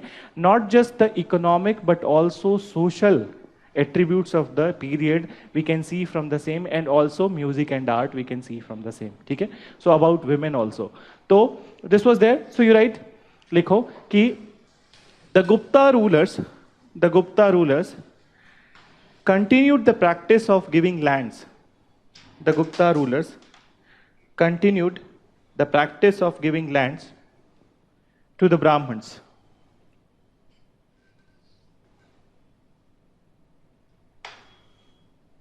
To the Brahmins. Okay?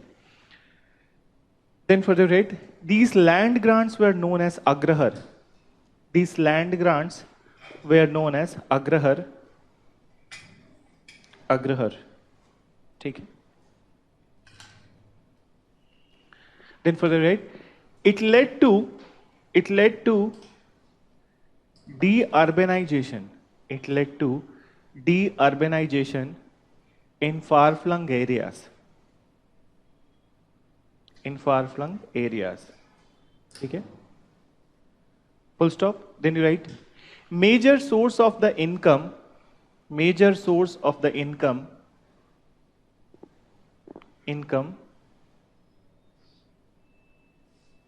major source of the income was land revenue, which was fixed at land revenue which was fixed at 1/6 of the produce. 1/6 of the produce in normal times. 1/6 of the produce. तो 1/6 in normal times, but जब adversity होती थी तो it used to change. तो 1/4 भी हो जाता था. Even in adversity it can reach up to 1/2 also. ठीक है? So but in adversities, हाँ, it can reach up to 1/2. हाँ, ज्यादा हो जाएगा. तो adversity में ज्यादा हो जाएगा ना. हाँ, it would become exploitative. Point तुम लोग का सही है. Just give me 1 minute. हाँ, 1/2 हो जाएगा तो एडवर्सिटी में it will be become more exploitative. No, they were kind of not that they were favoring the peasants or not. हाँ, एडवर्सिटी मतलब वॉर ही हो गया एक्चुअली. यहाँ एडवर्सिटी का कंसर्न वॉर हो सकता है, नॉट द क्लाइमेटिक फैक्टर्स. ये हो सकता है कि किंगडम पे वो हो. I confirm this one. ठीक है, बस इतना लिखो, एडवर्सिटी मत लिखो, but it can change up to 1/2 also. It's a good point that you people have raised. मैंने भी नहीं सोचा था इसको कि एडवर्सिटी का मतलब here we need to know that which kind of adversity was there. अगर जो क्लाइमेटिक एडवर्सिटी है तो they are not the liberal rulers, वो तो उल्टा चला जाएगा. ठीक है, तो we need to see that कि हाँ एक्सप्लॉइटेटिव हो जाएगा. ठीक है, सो 1/2 तक चला जाता था. ठीक है, देन फर्दर यू राइट, आगे लिखो कि हाँ this period was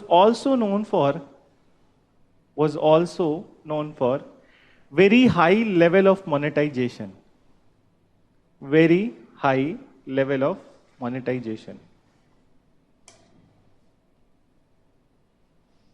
High level of monetization, full stop.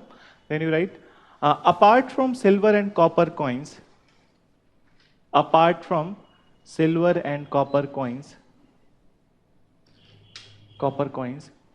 very large number of gold coins were released. Very large number of gold coins were released.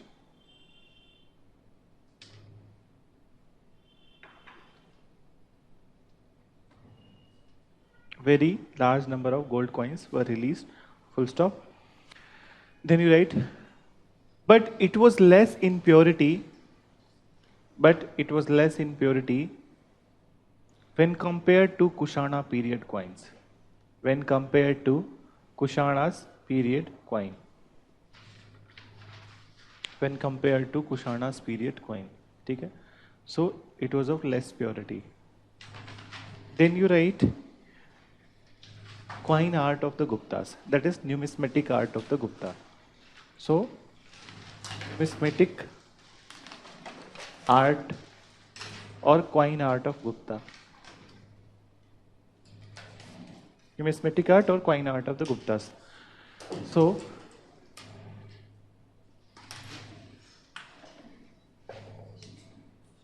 these coins which were there. So we will talk about the two kinds of coins. Okay? Here, two kinds of coin. So one which is normal, मतलब which is more in circulation, and one special category of the coins. ठीक है? So first you see, इसमें लिखेंगे नहीं, board से देख के लिख लेना. ठीक है? So वो फ्रेम नहीं करेंगे. So first you see that what was there in that Gupta period coins. तो in normal coins, ठीक है?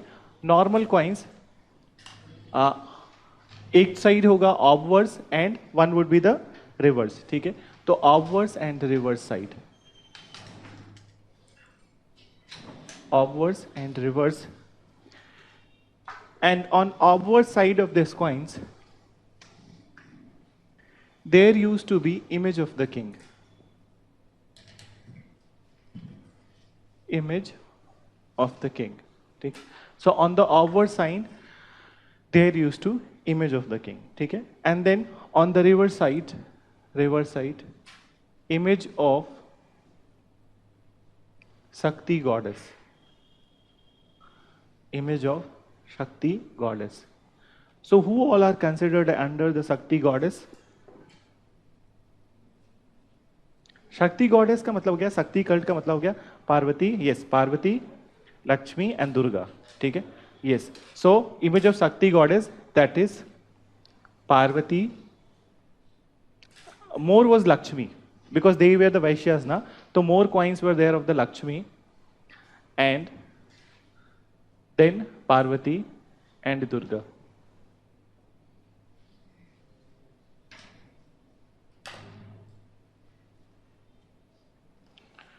Parvati and Durga. ठीक है? Then in special category of the coins, ठीक है? So in special category of the coins, what was there? That these category of the coins were either, again it can be divided into two. One was your Kumara Devi coins. Kumara Devi coins. It is a type of the coin, ठीक है? And one is your artistic coin.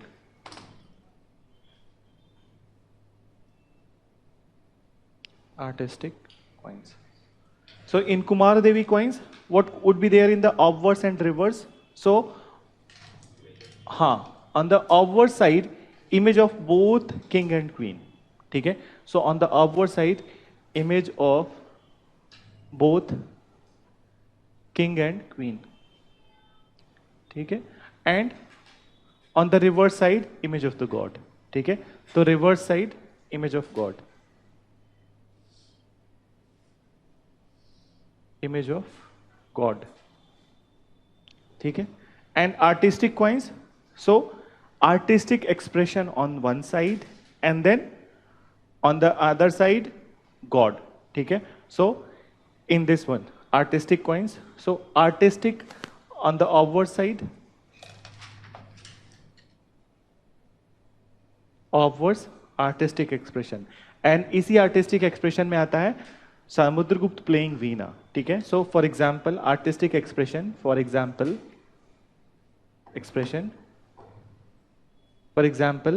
Samudragupta playing Veena. Samudragupta, for example, Samudragupta playing Veena. Playing Veena. ठीक है? And on the reverse side, God. ठीक है? And even there were also one more category of the coin which will come under the special coins. ऐसे लिख लेना, Garuda coins. Garud coins. ठीक है? तो it means that कि on one side there would be a Garud. ठीक है? There would be a Garud. Garud is the vehicle of the Lord Brahma. ठीक है? So Vishnu, oh sorry, Lord Vishnu. ठीक है? So vehicle of the, and what is the vehicle of the Lord Brahma? Confusion है मुझे क्या? Lotus flower पे. Swan ना? हाँ, Swan is there. Actually Swan is there. But Swan पे तो Saraswati is there. दोनों, both of them. ठीक है?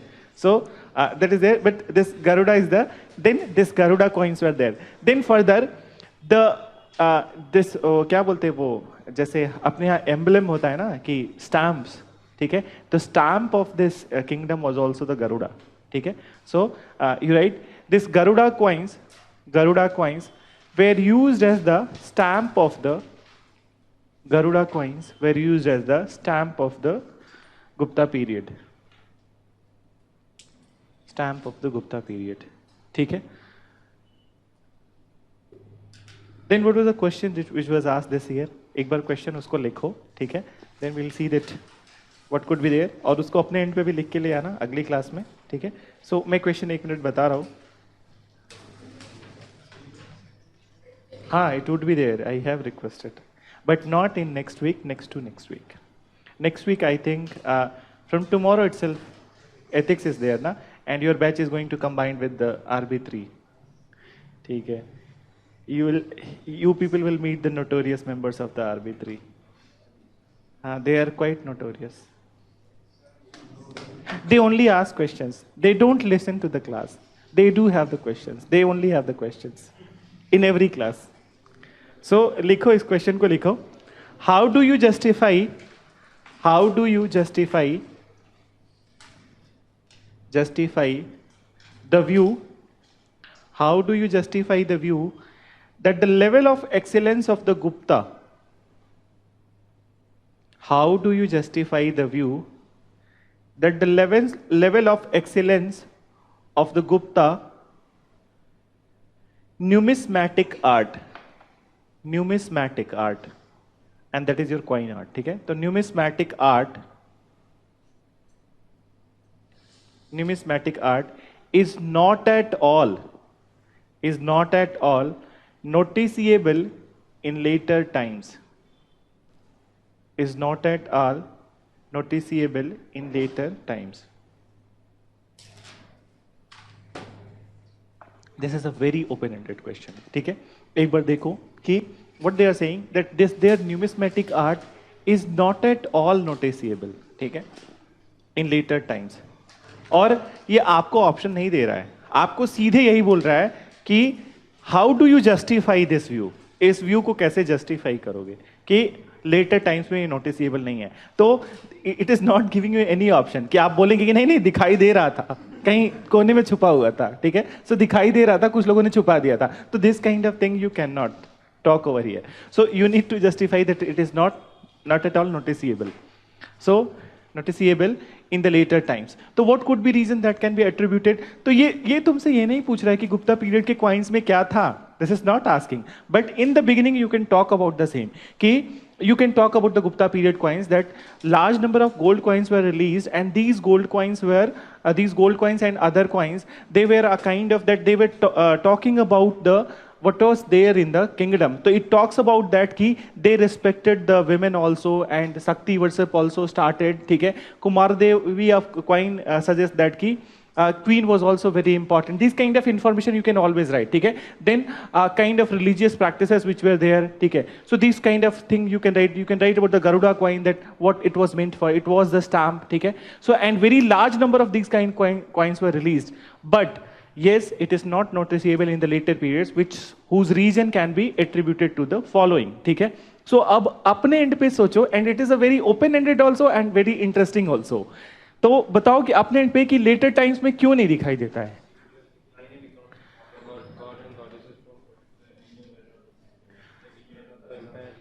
एक तो यहीं से स्टार्ट करो कि first we'll start with that invasion. ठीक है, invader, they were invaders. These Hunas, कहीं भी हिस्ट्री में पढ़ोगे, they never established their rule in India. ठीक है, तो they just looted. ठीक है, and these were the gold coins, so they looted. ठीक है, तो one you can write about the invasion. ठीक है, तो एक इन्वेजन लिखोगे कि दिस हुनास इन्वेडेड, और उसकी वजह से इकोनॉमी पूरी डिक्लाइन हो गई. ठीक है, और गोल्ड कॉइन सबसे ज्यादा नंबर में थे, and gold is the very important thing, so they invaded all the things. ठीक है, only few things were remain. Then उसके अलावा और बताओ, invasion would be the first thing. फिर व्हाट इज नहीं, god and goddess was not the one thing. Availability of the gold नहीं, availability of the gold कैसे होगा, ऑलरेडी इसमें बन चुका था. आगे के रूलर्स को बनाना थोड़ी है. We need to focus.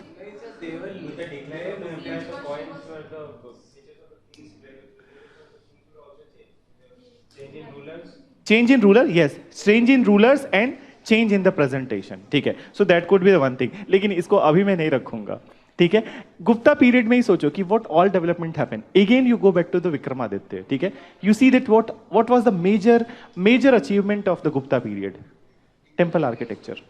No, you all have read temple architecture, and even there is a development in the temple architecture. रोज डेवलपमेंट हो रहा है, आज तक डेवलपमेंट हो रहा है. ठीक है, and even the wars are fought for the temple. ठीक है, so temple architecture, तो their major focus. ठीक है, major focus even of the Gupta rulers. Initially Gupta rulers focused on the, so Kumar Devi coin was in the Chandragupta first. ठीक है, then Samudragupta coins were there in the that Veena playing. But have you noticed that in Chandragupta second we talked about any coin. ठीक है, तो his focus was moving towards the religion. ठीक है, religion, literature, Sanskrit. ठीक है, संस्कृत अब लिखने पे फोकस हो गया. संस्कृत ड्रामा पे फोकस हो गया, ठीक है. Then temple architecture, his focus came to the temple architecture. Then हाँ, that also we can do, ठीक है, that also we can do, but first we need to finish with it with the Gupta rulers, कि Gupta rulers के time पे क्या हो गया. And even these kind of things, that religion and temple, this was even carried forward in the other parts of the country also. तो गुप्तास के बाद जो चंदेलाज आए, ठीक है, in उड़ीसा में Ganga rulers were there who established the this all temples, who were the creators of the all temples. So they also carried forward the temple architecture, ठीक है. Then Puranas. So we need to write over that Bhagavad Gita was written, ठीक है. So major focus shifted towards the Bhagavad Gita, propagation of the Bhagavad Gita. People started to recite the Bhagavad Gita, and this was carried forward by the later Hindu rulers also, ठीक है. So this religious literature was carried forward by this.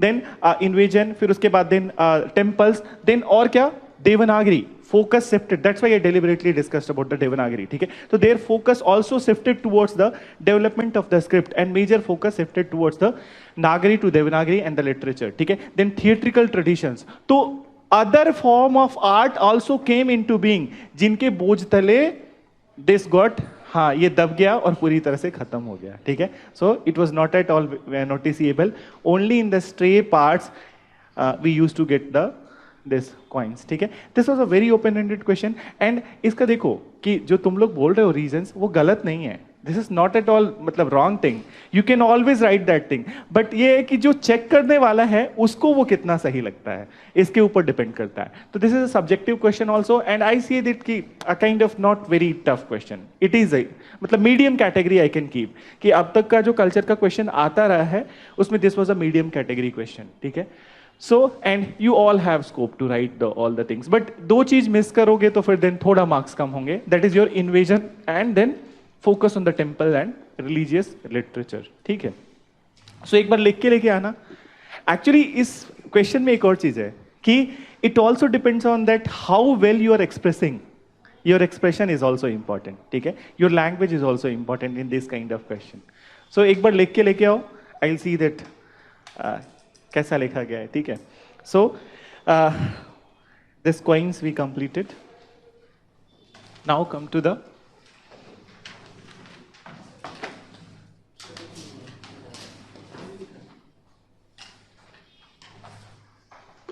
So after that, religious practices भी लिख ही लेते हैं, ठीक है. religious practices लिख लो. तो religious practices under Gupta.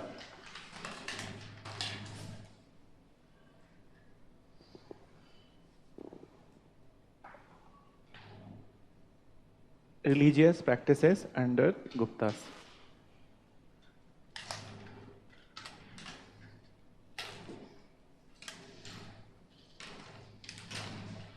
So few things that we need to know, that what were the religious practices. So first thing that अभी लिखना नहीं. So at this period the trinity of gods emerged, ठीक है. So this trinity of gods were who? हाँ, त्रिदेव and त्रिदेवीज both, ठीक है. So Tridev and Tridevi,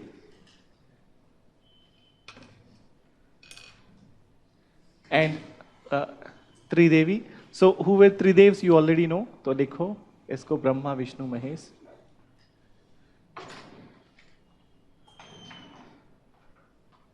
ठीक है. And Tridevis were the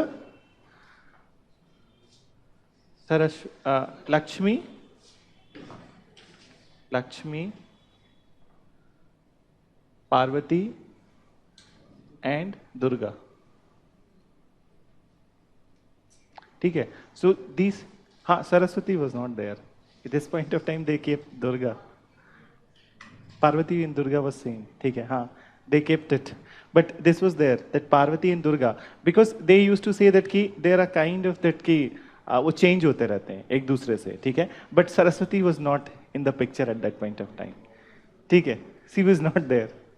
So ये थोड़े differences आते रहेंगे, ठीक है. So that would be there. But real three devis are the Saraswati, Lakshmi and Parvati, ठीक है.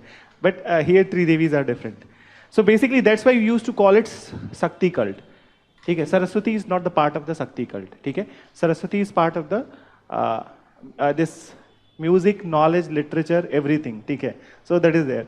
So these three emerged. Then further, what was the another important achievement of this Gupta age in the religion was the compilation of the Bhagavad Gita. So you write, next was your compilation of Bhagavad Gita by 4th century AD. By 4th century AD. Compilation of Bhagavad Gita by 4th century AD. Okay? Then one more thing that got changed. Okay? So here concept of bhakti got impetus. पहले इसको लिखवा दूंगा, but first you listen that why, what was there. So earlier when you see in the BC period, okay, so initially when we talk about all the Brahmanas dynasty, so starting from the later Vedic period and also in the Pushyamitra Sung and Kanva period, so Brahminic rituals were there, and Brahminic rituals are majorly in the form of the sacrifices, okay. So sacrifice was the major focus of the earlier rulers, but here the worship became the, bhakti became the more important thing in this period, ठीक है. तो sacrifice, ठीक है, sacrifice को छोड़ दिया इन्होंने, and worship became the, bhakti became the major focus, ठीक है. तो you write the concept of bhakti emerged in this period. The concept of bhakti emerged in this period, whereby worship superseded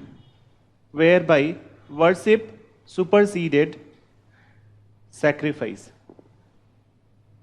Whereby worship superseded sacrifice.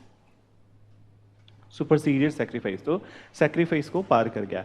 And अब worship became the major focus. तो worship करने के लिए जगह चाहिए, ठीक है, एक particular place चाहिए. तो that place was your temple, ठीक है, which led to initiation of temple architecture.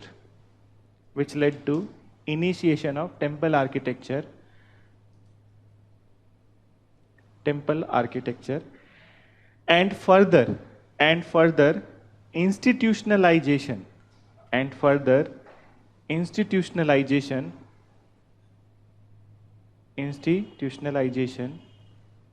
of Hindu religion. Further institutionalization of Hindu religion या Hinduism, ठीक है.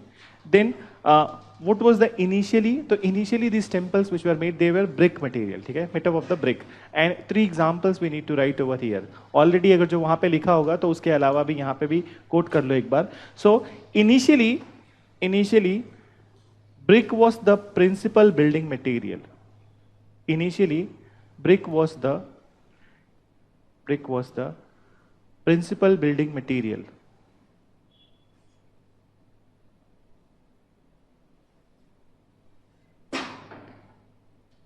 Principal building material, ठीक है.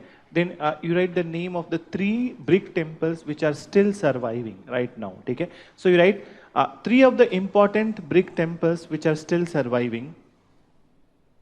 3 important brick temples which are still surviving are as follows. So can you give me one example, any example that you remember from those classes? Brick temples. So you write Dasavatar temple,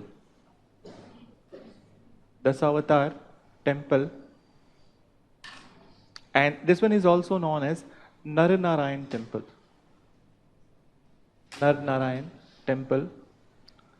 and this is there in the Devgarh, Jhansi. Devgarh, Jhansi.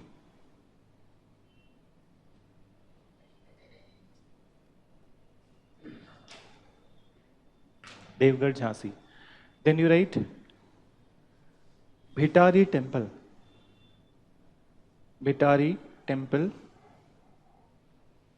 Ghazipur. This was also in UP. And then you write last one, Bhitargaon temple,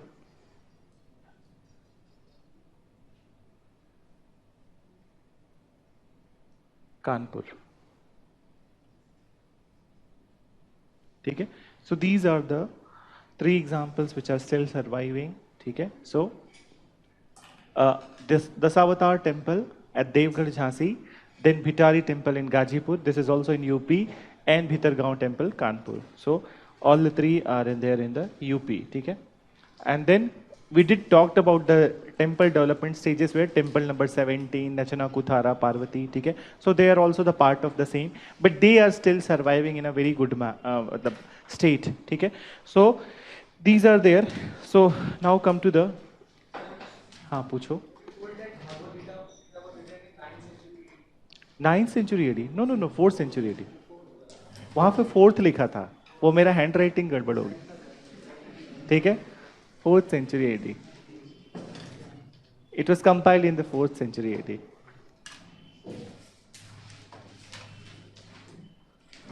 So come to the social condition under the Guptas.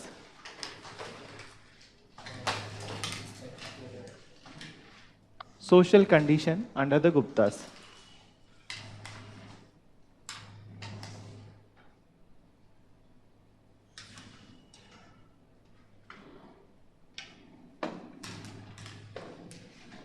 Social condition under the Guptas. Okay. So what happened to the women and Shudras, particularly in this period that we'll see over here. So कुछ अपने end पे बताओ कि did the condition of the women improved or not? Did they respected? They were provided the respect because they were considered as the form of the Lakshmi. ठीक है? So Lakshmi बोलते थे. So that particular Lakshmi thing came from this period. Then they were respected, but they were sanctions also. Despite the respect, there were some sanctions. So initially, what happened? Ki their conditions got ameliorated, and then they were respected also. But the higher Varna women, ठीक है?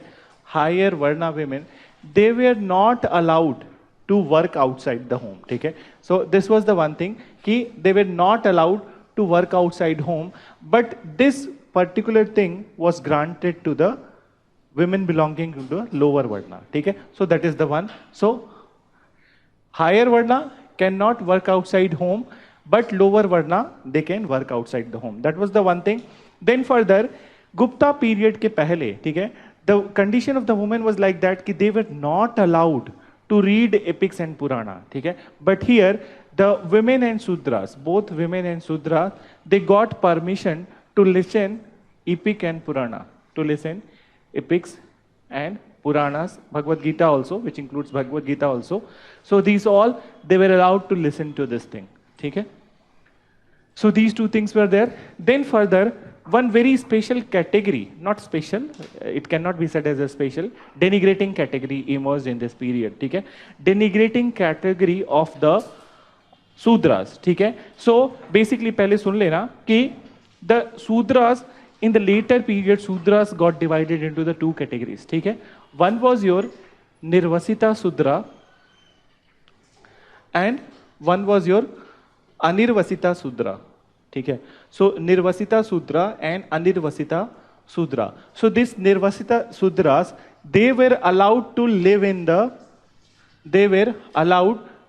village. ठीक है? So ये village में इनको रहना allowed था, but Anirvasita were not allowed to live in the village. ठीक है? So were not allowed. And ये कहाँ पे रहते थे?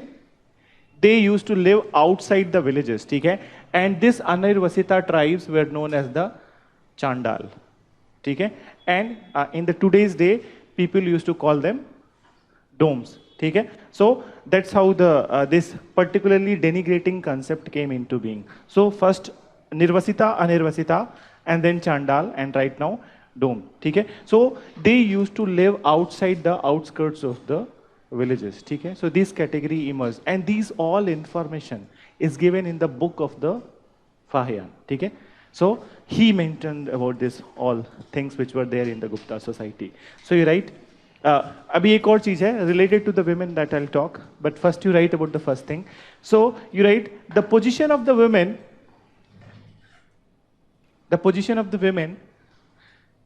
improved a bit in this time. Improved a bit in this time. in this time. ठीक है? Then you write, they were respected,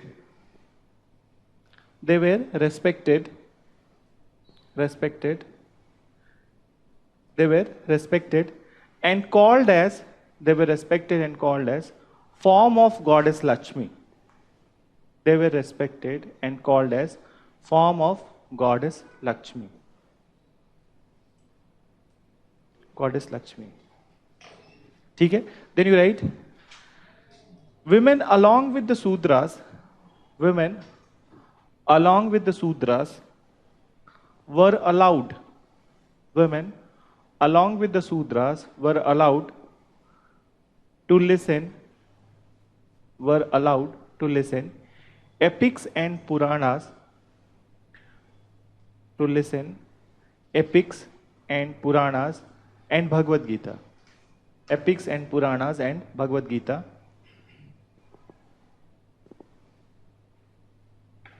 And Bhagavad Gita. ठीक है? Then further you write, उसमें आगे लिखो, but women of higher Varna, but women of higher Varna, higher Varna didn't have independent source of, didn't had independent source of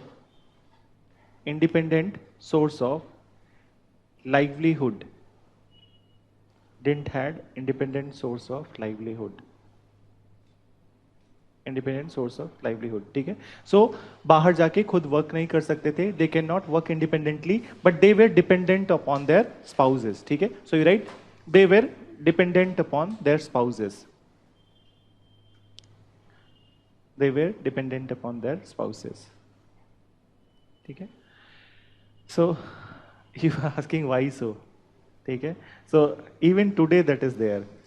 कि you are not aware of the India's villages. Even I have seen it from the very close corners. I have seen that people used to say, मैं तो उसी लड़की से शादी करूँगा जो घर बैठे काम करे, जो घर में रहे. ठीक है? So घर में रहे कि घर की इज्जत बाहर नहीं जाएगी. ठीक है? So these kind of things they used to say. Even this is this is the reality even today in the very advanced age. तो वो तो बहुत पुराना टाइम था. ठीक है? So higher sections, because they considered that I don't know, but that could be the ladies were more beautiful and they were more circumspect to the other things which are happening in the Noida and Ghaziabad. So that could be there. So this one. So basically, so this was there. Then further, they didn't had this concept, but further there was something which was ensured by their parents. So if they were not allowed to have an independent source of living, so their parents started, in this period, their parents started to give some material to the girl. Okay?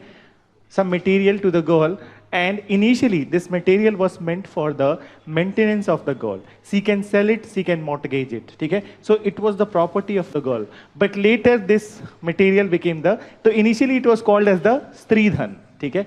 And later this Stridhan became the dowry, and the husbands and their families started to proclaim that Stridhan. Okay? So that's how the concept of the dowry also emerged. Okay?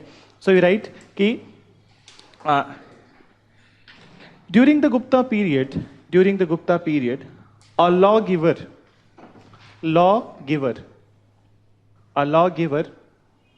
and what is the name of that lawgiver? Lawgiver समझते हो ना? नहीं समझा.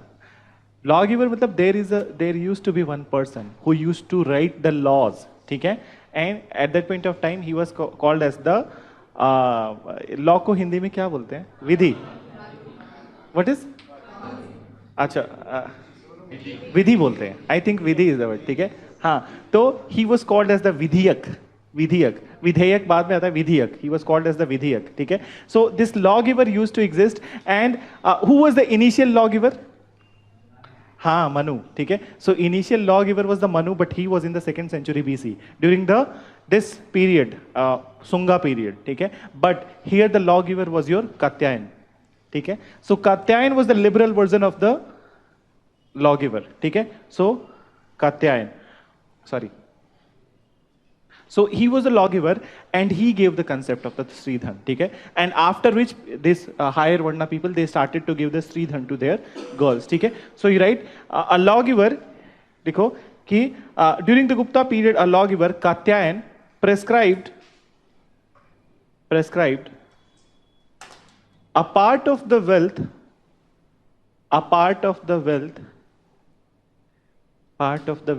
that needs to be given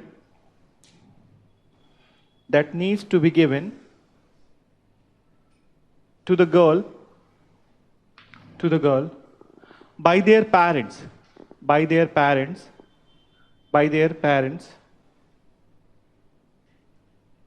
need to be given to the girl by their parents at the time of marriage.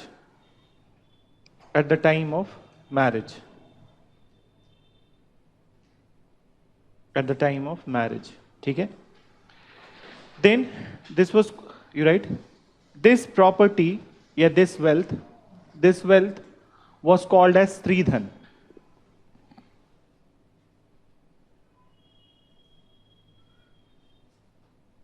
This wealth was called as Sridhan. Then further you write, आगे लिखो, it was meant for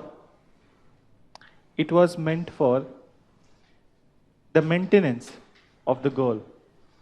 It was meant for the maintenance of girl, and she even can sell or mortgage this wealth. And she even can sell or mortgage MORTGAGE, mortgage this wealth. तो cell भी कर सकते हैं और गिरवी भी रख सकते हैं. ठीक है? So this was the thing which was there in the Gupta period. ठीक है? देन एक और कुछ information about the Chandalas we need to talk, and then further districts, what were the name of the district and provinces that we need to see. ठीक है? So अब आगे लिखो इसमें about the चांडालास. ठीक है? So पैराग्राफ चेंज करना. Two categories of the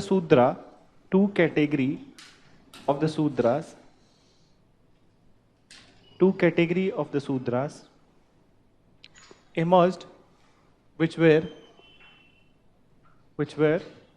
and first लिखना, first निर्वसिता, which were निर्वसिता. ठीक है? तो निर्वसिता उस साइड पे लिखा है on that end. So निर्वसिता, and then उनके आगे लिखना निर्वसिता के. So they were allowed to live inside the village. निर्वसिता, they were allowed to live inside the villages.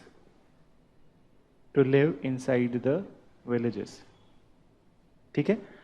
Then you write, second you write anirvasita.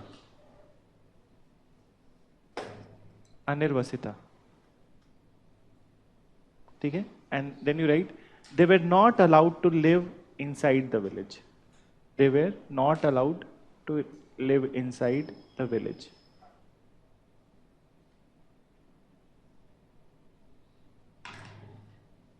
ठीक है?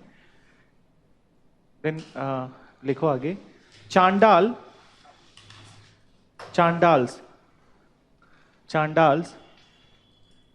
were the Anirvasita Sudras who used to live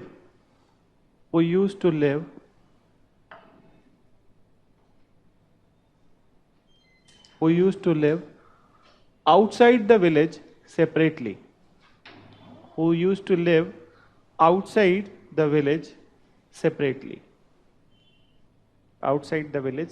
Full stop.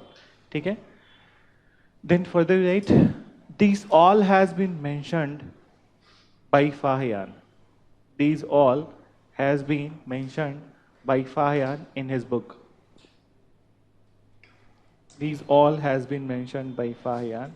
In his book.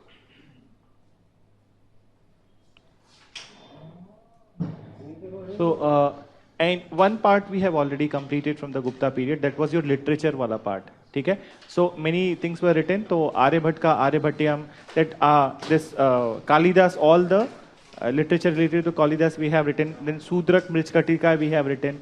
Then Amar Simha wrote Amar Kos, ठीक है, which is the one of the book of the Sanskrit grammar.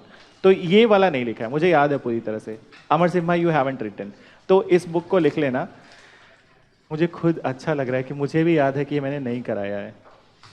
So but I have included it in this other classes.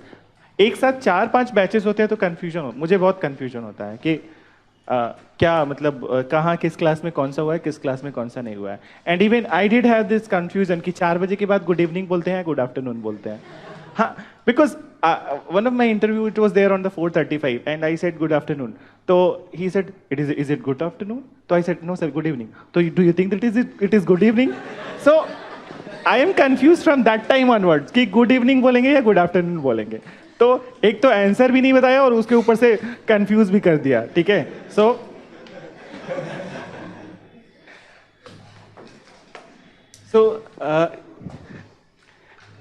एक literature में ये बस लिख लो, this you write कि अमर Simha road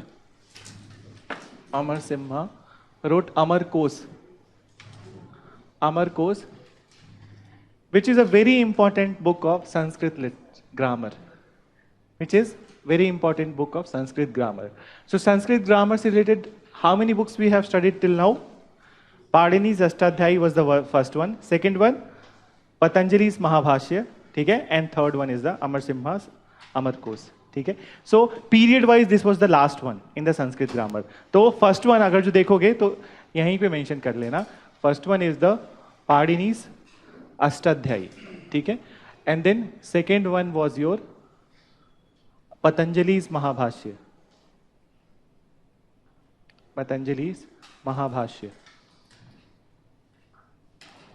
And then the last one was this Amar Kos by Amar Simha.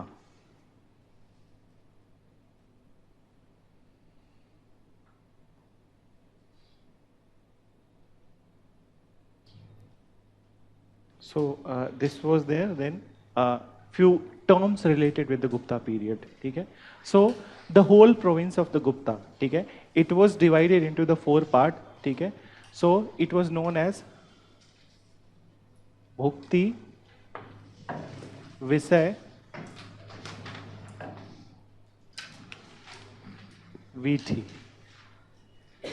And gram. ठीक है. So bhukti, the whole province of the Gupta period was divided into the 4 and bhukti was your province. ठीक है. Vishaya was your district. ठीक है. Vithi was your mandal. And gram you already know, village. ठीक है. तो gram is the village. What happened? चोट लग गया? अच्छा वो हाँ, कभी कभी वुड से ऐसा होता है, that is because of the flow of the charge. ठीक है. सो वो 1-2 मिनट में ऐसे करो, दैट विल बी ओके. ठीक है. So province, district, mandal and villages, that's because of the electron flow. You know about the same ना कि why it happens? That's because of the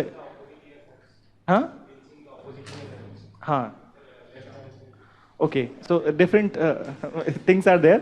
So come back over here. So the whole territory was divided into this 4: Bhukti, Visay, Vithi and Gram. So Bhukti was your province, and then this was Visay was your district, this was Mandal and this was village. Then one more thing, right? You एक लिख लेना कि इनके coins, जो coins which were there in the circulation. So what was the name given to the coins? What is? Yes, very good. Dinar. So their currency was called as dinar. Their currency was called as dinar.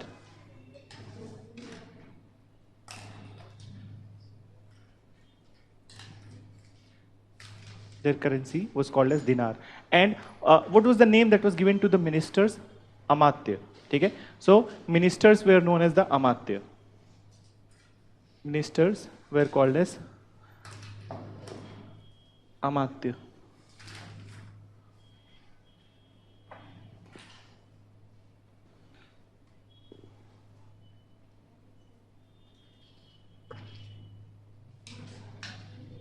They were known as the Amatya. Okay. Then one more dynasty we'll see, only Harshvardhan, and then after whatever that will remain, I have already requested, so we'll get the class, but not next week. Okay. So this is all from the Guptas. इसके अलावा भी अगर जो कुछ terms मिले तो अपने notebook में स्कोप रखना, ठीक है, when you are going through the NCERT, so you keep it at one place so that you can revise it easily. ठीक है. So I have tried to brought many, but अच्छा एक चीज I forgot, तुम लोगों ने भी बोला नहीं कि from where I said to you ना कि दिस चंद्रगुप्त सेकंड, तो where you used to get information about the Chandragupta second, that what he had did. So there was one more book. No. One more book. The name of the book was your Devi Chandraguptam. ठीक है. So फिर वापस जाओ Chandragupta second वाले पे. You go back to the Chandragupta second. And you उसी में कहीं साइड में लिख लेना कि we used to get information about him from the book Devi Chandraguptam. And the interesting thing about this book is that this was not written by Kalidas or person associated in his court, but it was written by the Vishakhadat. Written by Vishakhadat. ठीक है. या यहाँ पे जहाँ पे literature लिखा था वही लिख लेना कि it gives information about the Chandragupta second, Devi Chandraguptam.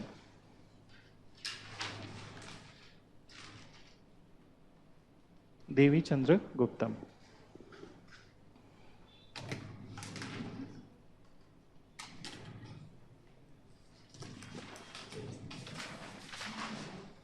ठीक है. And it is the joint story of the Kumar Devi and this Chandragupta. ठीक है. या आज इसमें कुछ परेशान कर रहा है ये, आई डोंट नो, बट ये मूव हो जा रहा है. क्लास के बाद चेक कर लेना इसको. So after this Gupta period, so when decline of this Gupta period happened, तो by 6th century BC 550 में पूरे के पूरे गुप्ता रूलर्स खत्म हो गए. ठीक है. Then again one more ruler emerged in the Haryana part of the country. ठीक है. And that was your Pushyabhuti dynasty. ठीक है. So one very new dynasty emerged in this period, and they were based in the Thaneshwar in Haryana. ठीक है. And initially this Pushyabhuti dynasty which was there, they were the followers of the Shiva. ठीक है. So and most important ruler of this Pushyabhuti dynasty was your Harshvardhan. ठीक है. So Pushyabhuti dynasty was there and Harshvardhan was the most important ruler. ठीक है. So even they also did had a story. ठीक है. यहाँ भी story है कि the same Ramaguptam story is there कि lady was captured and then to save the pride of the family he killed that person. ठीक है. So the same story is also over here. तो उसी kind of story था. तो Rudra, I think what is the name of that, Prabhakaran. ठीक है. So Prabhakaran was there from the Pushyabhuti dynasty whose wife was captured by the one another rulers, Maukharis. ठीक है. So वो story जानने का जरूरत नहीं है, but same kind of thing was there and then he establish his rule. ठीक है. तो when he defeated Harshvardhan defeated, he establish his rule. ठीक है. तो इसके बाद लिखो कि after the decline of Gupta period, after the decline of Guptas, not Gupta period, period decline नहीं होता है. So after the decline of the Guptas a political vacuum was created in north India. A political vacuum was created in North India, which was filled in the beginning,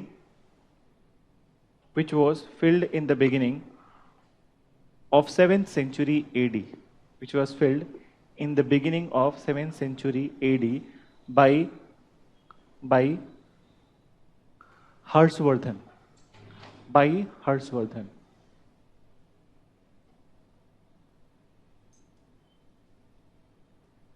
By Harshvardhan. ठीक है. Then what about Harshvardhan? So you write he who belonged to Pushyabhuti dynasty. Who belonged to Pushyabhuti dynasty. Pushyabhuti dynasty based in Thaneshwar in Haryana. Based in Thaneshwar in Haryana.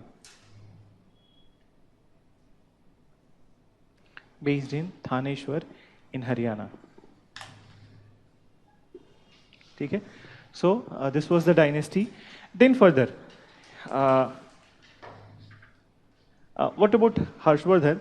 So he came into power, so again he was the one who started to unify whole of the North India. Okay? So he defeated the Mokharis, Matres, many small rulers were there. Feudal lords were there, kind of feudal lords were there. Mokharis, Matres, okay? Then kind of Banjaras were also there. Okay? So he started to defeat all these small people. Okay? And then he unified whole of the North India.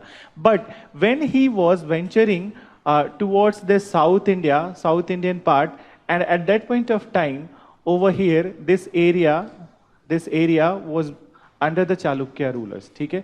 So when he was moving towards the South India, so at the banks of river Narmada, he was defeated by Chalukya ruler Pulakesin II. Okay? So in this defeat, they didn't kill each other, but they did arrive at an agreement that he will not venture to this part and he will not venture to this part. Okay? So that was a kind of agreement that happened between the two.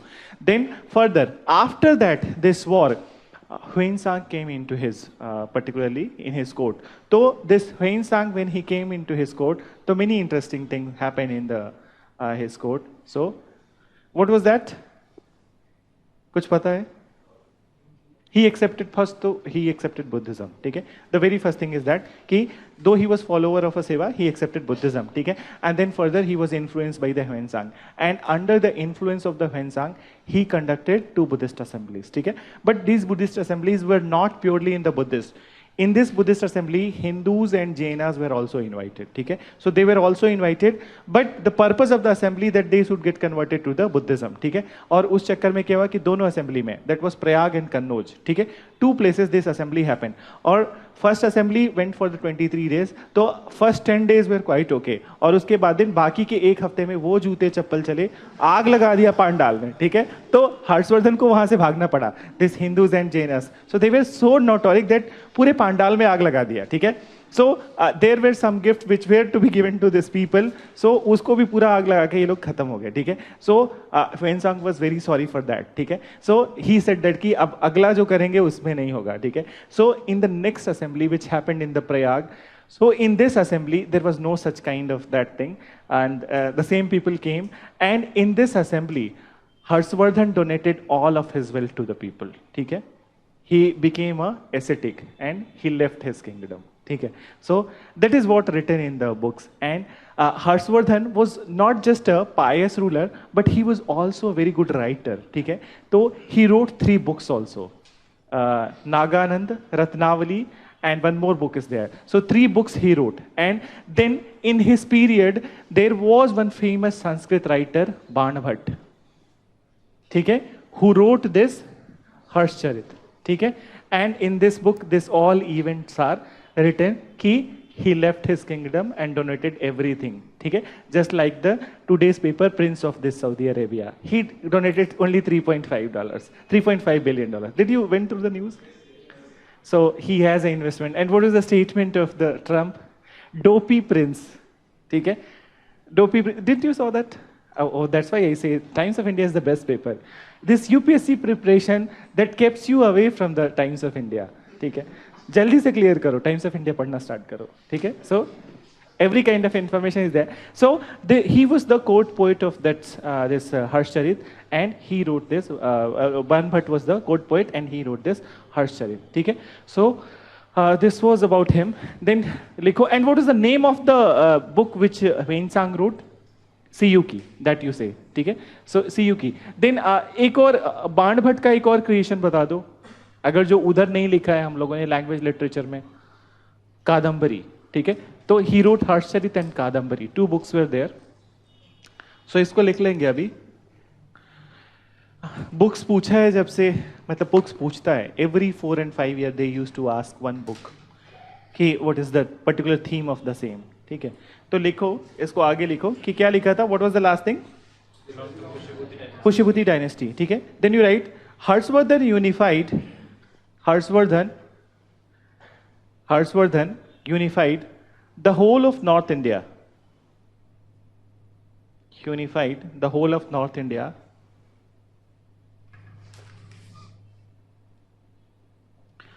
And when he tried, to extend his empire, when he tried to extend his empire towards the south, towards the south, towards the south, comma, his political ambition was defeated by, his political ambition was defeated by Chalukya ruler Pulakesin II. Pulakesin II, Chalukya ruler Pulakesin II, Pulaksin, Pulakesin II, Chalukya ruler Pulakesin II, on the banks of river Narmada. On the banks of river Narmada. Okay? But one more thing about this particular this battle, yeah, particular this kind of a fight. So information is the key. There is one inscription, and UPSC is in love with the inscriptions. So they used to ask the inscriptions. So in which inscription it was there? The name of the inscription was your Aihode. Okay? So this all battle is mentioned in the Aihode inscription. Okay? So you write, this is mentioned in the Aihode inscription of Karnataka. This is mentioned in Aihode inscription of Karnataka.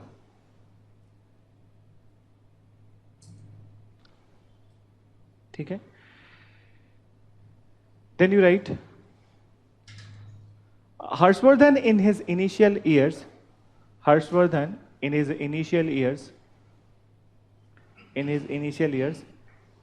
was a follower of Shiva. Was a follower of Shiva,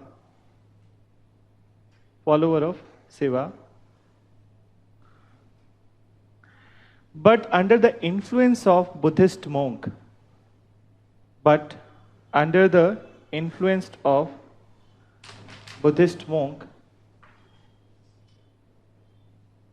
Huyen Sang, Hiuen. Okay, this is the correct spelling of the same. So Huyen Sang, Hiu, then En. Okay, so Huyen Sang, he accepted Buddhism. Okay.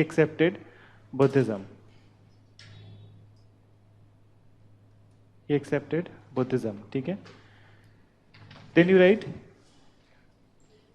in order to support the Buddhism,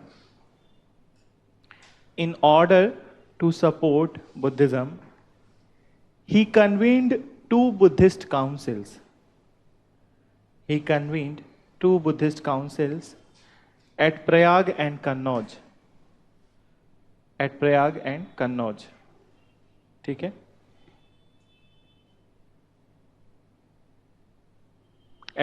and Kannauj.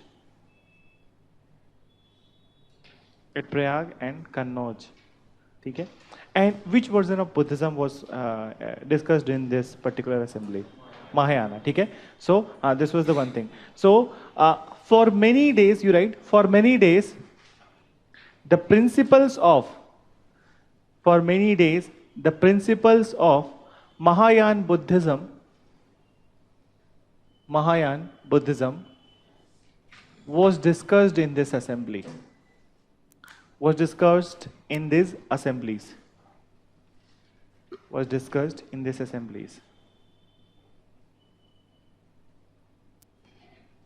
Okay?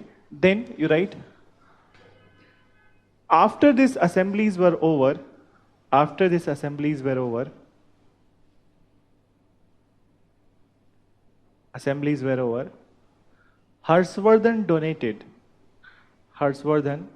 donated all his wealth and became a monk. Harshvardhan donated all his wealth and became a monk. Okay? And it was in this period, Harshvardhan, there was that question, I think I have discussed that Huyen Sang question. That when Huyen Sang came from the China, तो he was a kind of a चलती फिरती गाड़ी, ठीक है? So everything he was carrying on his body. So many things he was accompanied with so many things and paraphernalia. So सब कुछ लेके चल रहा था. And then in this period Harshvardhan time, so these kind of small these Mokharis and these kind of people were there. So who were kind of a thieves, ठीक है? So he was looted at the streets of the Harshvardhan's particular Thaneshwar, ठीक है? So Kannauj में भी लूटा, फिर उसके बाद then प्रयाग में भी लूटा, मतलब everywhere, wherever he was going, so he was looted. So what finally happened that he was only left with his undergarment, ठीक है? So that was a kind of the joke which was circulated in that kingdom. So suddenly that king also came to know that there is a different kind of person whose physical attributes are different, but he was looted and he is just in one cloth, ठीक है? So then Huayin Sang was called to his court. So then Huayin Sang ko Harshvardhan listened, and then onwards he got influenced with the Huayin Sang. And to respect him, he convened all these things, and also he accepted Buddhism. Okay? So these kind of things happened. And Huayin Sang was in the a kind of a highest praise accorded to the Harshvardhan. Okay? He was very much influenced by that. Okay? And most of the information about the Harshvardhan, we used to get either from the Harshcharit or from the Huayin Sang's book, Siyuki. Okay? So you write, we used to get the information about Harshvardhan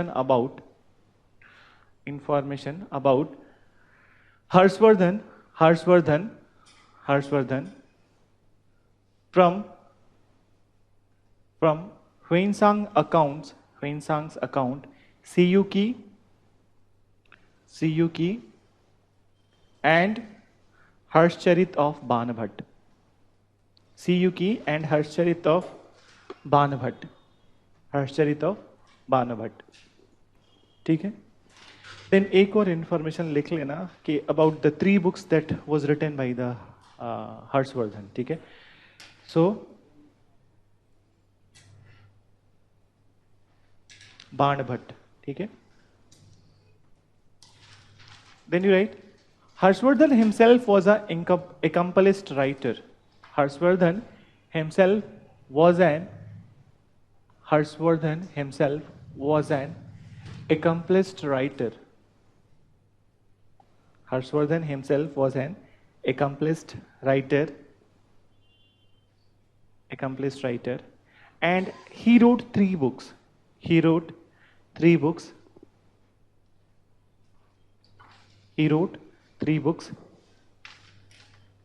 and you write the name of the books.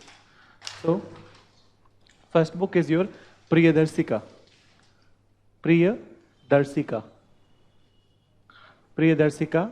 Then you write Ratnavali and Naganand.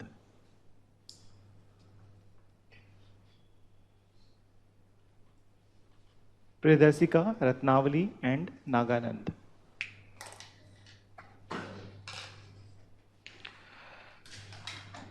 Priyadarsika, Ratnavali and Naganand. Okay, so this all, and only 2-3 points are remain. Not 2-3 points, 2-3 dynasties are remaining. Small paragraphs would be there from the that Pala, Pratihar and Pratibhoj in North India. After this Harshvardhan, 3 dynasties emerged. एक बार सुन लो, उसको अगले class में cover करेंगे. So after decline of this Harshvardhan, so 3 dynasties emerged in North India. Palas were there in the Bihar and Bengal area. ठीक है? Pratihar, ठीक है? Pratihar were there in this Bundelkhand and this all the Khand area, and Rashtrakutas. So Rashtrakutas in the Maharashtra part, that Narmada area, ठीक है?